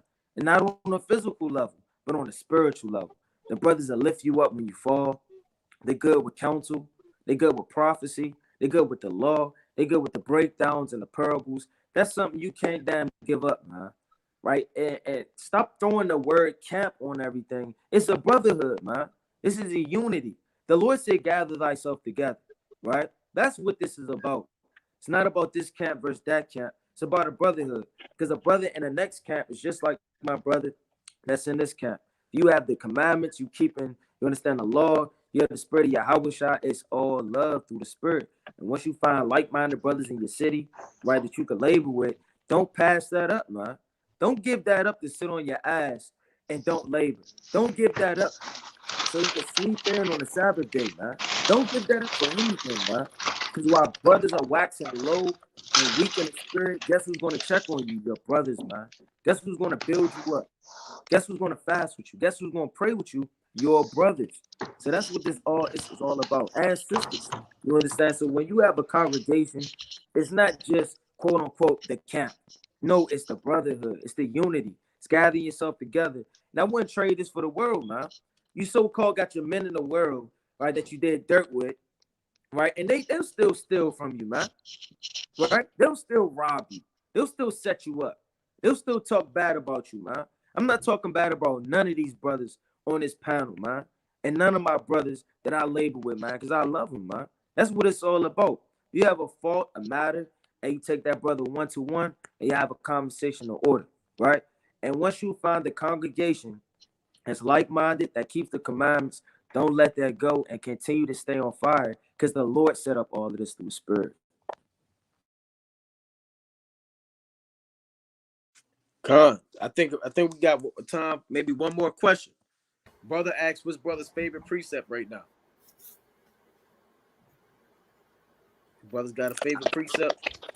Yeah, man, brothers already know mine. I jumping in through the Spirit. Con, Right. All right. It's the book of Isaiah. See that? Chapter 42 and verse 13. It says, the Lord shall go forth as a mighty man. He shall stir up jealousy like a man of war. He shall cry, yea, roar. He shall prevail against his enemies. I have long time holding my peace. I have been still and refrained myself. Now will I cry like a travailing woman. I will destroy and devour at once. And that precept, man, when I heard it, it just stuck for me through the Spirit. Because the Lord said he's going to go forth as a mighty man. He's not coming back. He's not playing no games, man. He's going to stir up jealousy like a man of war. He's going to cry and roar. So when he come back on earth, he was on the earth as a lamb, but guess what? He's coming back as a lion, right? Says, I have long time holding my peace. You don't see the Lord in the different things like you saw in the ancient world. You don't see the fire and brimstone right now raining down from the third heaven. You don't see the Red Sea opening up and the different plagues the way you've seen them in the ancient world. The Lord has been holding his peace, but now we slowly starting to show you through the pestilences, the violences, all turmoil, right? You got earthquakes, you got tsunamis. Hey, the Lord's presence is being felt on the earth, whether you believe are in this truth or not, man. And the Lord said he's a long time holding his peace. What do you do when you held your peace for a long time? You get mad. Let somebody be provoking you for a long time, and then you finally snap, man. That's going to be the Lord when he come back. It says, I have been still and refrained myself. Now will I cry like a travailing woman. I will destroy and devour at once. So the Lord's going to destroy everything you see and not leave a brick upon another in a foundation.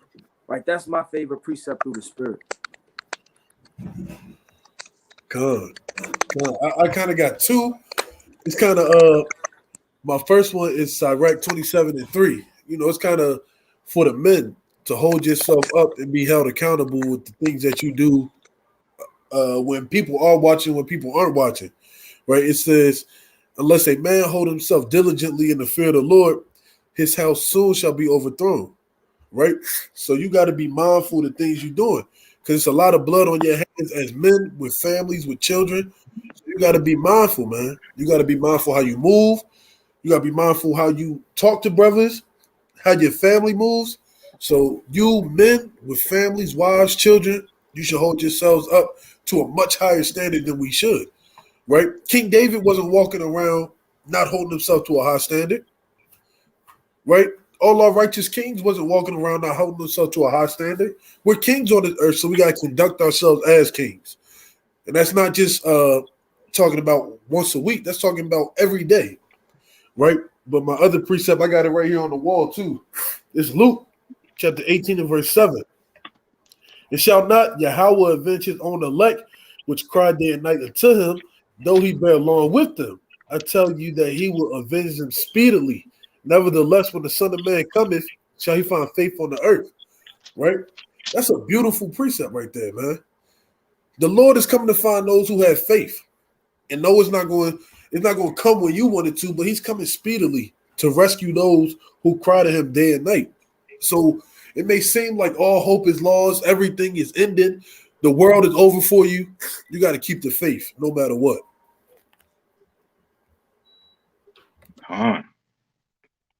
Let me bring out Wisdom of Solomon, chapter 4 and verse 4. It reads, for though they flourish in branches for a time, yet standing not fast, they shall be shaken with the wind, and through the force of winds they shall be rooted out. So you got men that come into the truth, they wax mighty, they gain all the knowledge, wisdom, and understanding, but they wasn't standing fast. They wasn't rooted in Hamashiach Yahawashi. And when that wind come, that temptation, that the lust, demons, spirits, all these things come upon these men and they get rooted out the truth, right? So here's a precept, pretty much my go-to precept to help me stay rooted in this knowledge, man, because I didn't see many brothers come into this truth and leave. right? And I never want to fall into that lock, man. So I want to read these scriptures that help me stay rooted. Wisdom of Solomon, chapter 4 and verse 4. You know, also the precept Amos brung out, Sirach, chapter 27 and verse 3. Unless a man hold himself diligently in the fear of the Lord, his house shall soon be overthrown. So you don't want your house overthrown in this truth, man. You know. God, I bring out my favorite precepts. This I got two of them. This Job chapter 31 and 23. It reads, "For destruction from God was a terror to me, and by reason of his highness I cannot endure." So that has always, since I've been in the truth, kind of just sank into my spirit. It says, "For destruction from the Most High was a terror to me, and by reason of his highness I cannot endure." When you fear the Most High, and you think about the Most High's power, you can't put the words together. You can't sit there and formulate a plethora of sentences, to try to comprehend the Most High. The Most High can pluck you up. He can kill you. He can destroy you. He could take the spirit away from you right now. That's a terror to any man of the Lord. Any man of the Lord. Oh, go ahead, Malachi. No, you got it, brother. I was going to land me back. Any man of the Lord should fear the destruction from the Heavenly Father. The Lord, we all know that the Most High is not all hugs and kisses. We don't deserve to be in this truth. You know what I'm saying? We could be plucked out any day. We're evil. We're wicked. We go off. We're in his flesh. And it says, by reason of his highness, I cannot endure. Meaning the Most High, with Job, the level that Job is on is saying, it's hard for me to function sometimes when I think about the Most High and I think about the highness and the power that he has. And that fear towards the Most High, it confounds you, and it makes you walk a narrow line. You said what? Hey, it's hard to explain, man. It's hard to explain, man. Like it says, the works of the Most High are wonderful, and then some he is all. You know what I'm saying, man? It's hard to explain the works of the Most High. That's why I love that verse, because you know that the Heavenly Father, he's higher than all, and his highness is so high that a man can't even endure in his mind trying to comprehend the will of the Lord. You know what I'm saying? So here you have the Most High brought you in this truth, and the Most High, he could take it away like that. The Most High can do what he want to do. You know what I'm saying? This is my second favorite precept. This First Maccabees chapter 13 and 6. It reads, "Doubtless I will avenge my nation, and the sanctuary, and our wives, and our children, for all the heathen are gathered to destroy us of very malice." And for brothers don't know, Naquam means vengeance, or to avenge, or to punish. So what I study through the Spirit, the Most High allows me to read, to pray, to fast for days, to do things for the congregation, for the camp. This is all to avenge my nation, right? This is all to avenge all my brothers. Here you have the heathen and raped, robbed, and murdered, and destroyed us, and deceived us, and lied to us, and stole everything. We got to avenge our nation. And the Judah said, "Doubtless I will avenge my nation." And that's the spirit that I try to move in. No doubt, whatever it takes, I'm going to avenge my nation. If I got to stay up all night and do 10,000 videos, if I got to be on the phone all day, if I can't get no sleep, if I'm staying up for 2 days straight, if I have to do this, if I have to do that, if I have to travel, whatever, no doubt I'm going to avenge my nation. Here you have the heathen making war against us. Who's going to stand up for the Most High? It says, "Doubtless I will avenge my nation and the sanctuary." So we're the sanctuary. We're the temple, right? We're the holy things of the Most High. It reads, "And our wives and our children." So these brothers' wives are my sisters, right? Their children are my children, right? Their sons are my sons. So I'm looking at my nation, and it shows you have to love your nation on such a level that you'll do whatever it takes. He said, "I'm going to avenge my nation and our wives." He's not married to these wives. These aren't his sons and daughters, but they are his sons and daughters, and those his sisters. And he's going to read Maccabees, he's going to do what it takes to avenge his nation. And every brother has to have the mentality to do whatever it takes to avenge your nation in the last days. That's why I love that verse. And then the next verse, it says, "And as soon as the people heard these words, their spirit revived." But you got it, King. Yeah, I had a precept just to land me back off the first precept you brought out, how the Most High is deep, and you really can't search out his ways. This is Romans chapter 11 and verse 33, which is also a favorite of mine. Oh, the depth of the riches, both of the wisdom and knowledge of Yahweh. How unsearchable are his judgments and his ways past finding out. So you can't find out the way of the Lord. You got men that try to find out the Lord through science, mathematics, technology. You can't find out the Lord through those things. So his ways are past finding out. So the Most High is above us, man. Right? And we have to realize that and know that. He's our power. He's our strength. And we're never going to find out the way of the Lord. He's always going to be that mystery and mystic to a certain extent. We just got to deal with it as mortal men. Let me bring this precept up. And line me back on what the brother was going into, man. Can't nobody find out the works of the Lord. You're just going to confound yourself. It's the book of 2nd Ezra, chapter 4, and verse 26. Then answered he me and said, the more thou searchest, the more thou shalt marvel. For the world hasteth fast to pass away, and cannot comprehend the things that are promised to the righteous in time to come. And for this world is full of unrighteousness and infirmities. So the Lord is saying, look, the more you search, the more you're going to marvel. Meaning you try to figure something out, you go into a prophecy. But guess what? It's another prophecy. Guess what? It's another prophecy. You go into the law, you figure something out, and guess what? It's double to that which is. It get deeper. It get darker. Right? You may know so-called more than the next man, but you'll never know half, not even a 1% of what the Lord knows, man. You know, like I always say, you got pink sand beaches, you got black sand, you got tan sand beaches. Think of how much more that's out there, man. You got different animals you never seen, different climates, terrains, right? You got behemoth, leviathan. These things will confound you, man. You don't know the acts or the works of the Most High. Let me get another precept. It's the book of Sirach, right? Chapter 18 and verse, right? I'm gonna start at verse 4. It works and show it out. So who's gonna find out the Lord, man? I mean, even 1%. Who's gonna dibble dab and figure these things out? Nobody, man. Nobody's gonna know these things. So that's a terror, right? It's confounding, right? Hey, we just blessed that we even know the knowledge of truth, man. Because we was niggas not too long ago, man. We was lost. We was in confusion. We was in the world. We was getting pushed and fro by all these understandings. And the Lord put it in the spirit. Right? Where is these books? Right? The prophet Samuel said, right? Gad. Right? All of these, the Lord got some things, man. You understand? And we don't even know half of it. We just blessed that we do know what we do know now, not through his spirit.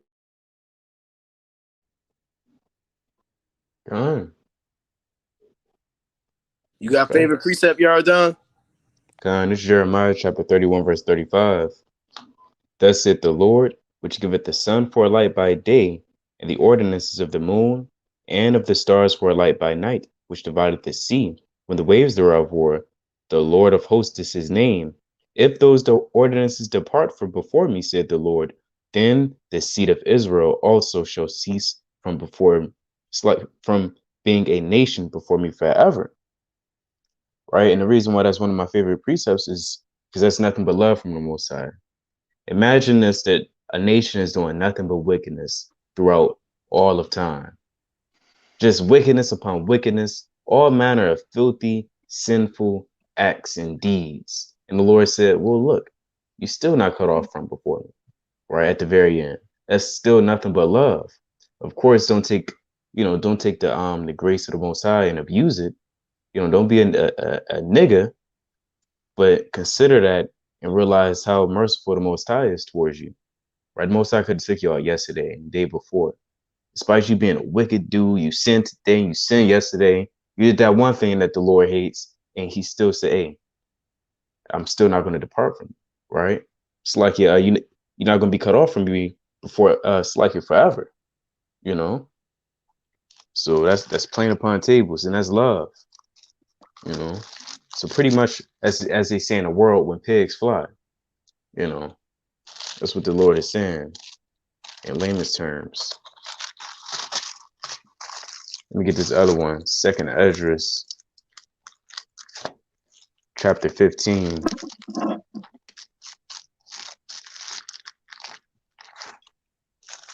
And 8. This book is 2nd Esdras, chapter 15, verse 8. And it reads,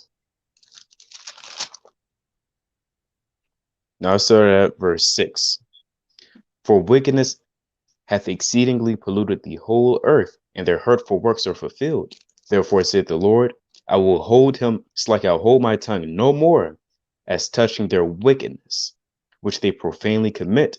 Neither will I suffer them in those things in which they wickedly exercise themselves. Behold, the innocent and the righteous blood crieth unto me, and the souls of the just complain continually. Right? And that's nothing but comfort from the Lord as well. Right? Us knowing that he's not going to hold his tongue anymore concerning the wickedness that Esau promotes and does all throughout the world. But let me continue. And therefore said the Lord, I will surely avenge them and receive unto me all the innocent blood from among them. So whenever you see all hell breaking loose, you know, in a society, and your brothers being stabbed and murdered and robbed, you know, the wicked man always being let go, found not guilty, and the Lord said, hey, I'm not going to forget about that. You know, I won't let the souls of the unjust, you know, just complain and it's going to go in one ear and not the other. So I'm going to read verse 9 one more time. And therefore said the Lord, I will surely avenge them and receive unto me all the innocent blood from among them. Con. Well, you know, with that, Praises. all praises All called praise by to the Most High. Yahweh, by Shema Mashiach, woman like Yahushua, man. God. Right? Most High willing brothers was edified. Oh, go ahead, Amos. Don't be eating no leftovers, man. Refrain yourself from that cooking, man. Right. Yeah, all that abominable food left over for idols. Brothers, make sure brothers are praying, fasting, reading, studying, loving their brothers, being diligent, ruling over their own spirit, taking care of their household, and loving mercy in the last days. Brothers, got any last words? Stay strong. Stay rooted. Fire. Endure. Much love to all the 12 tribes, man. God. Repent. God. That, Brother Naquam. Brother Amos. Brother Yardan.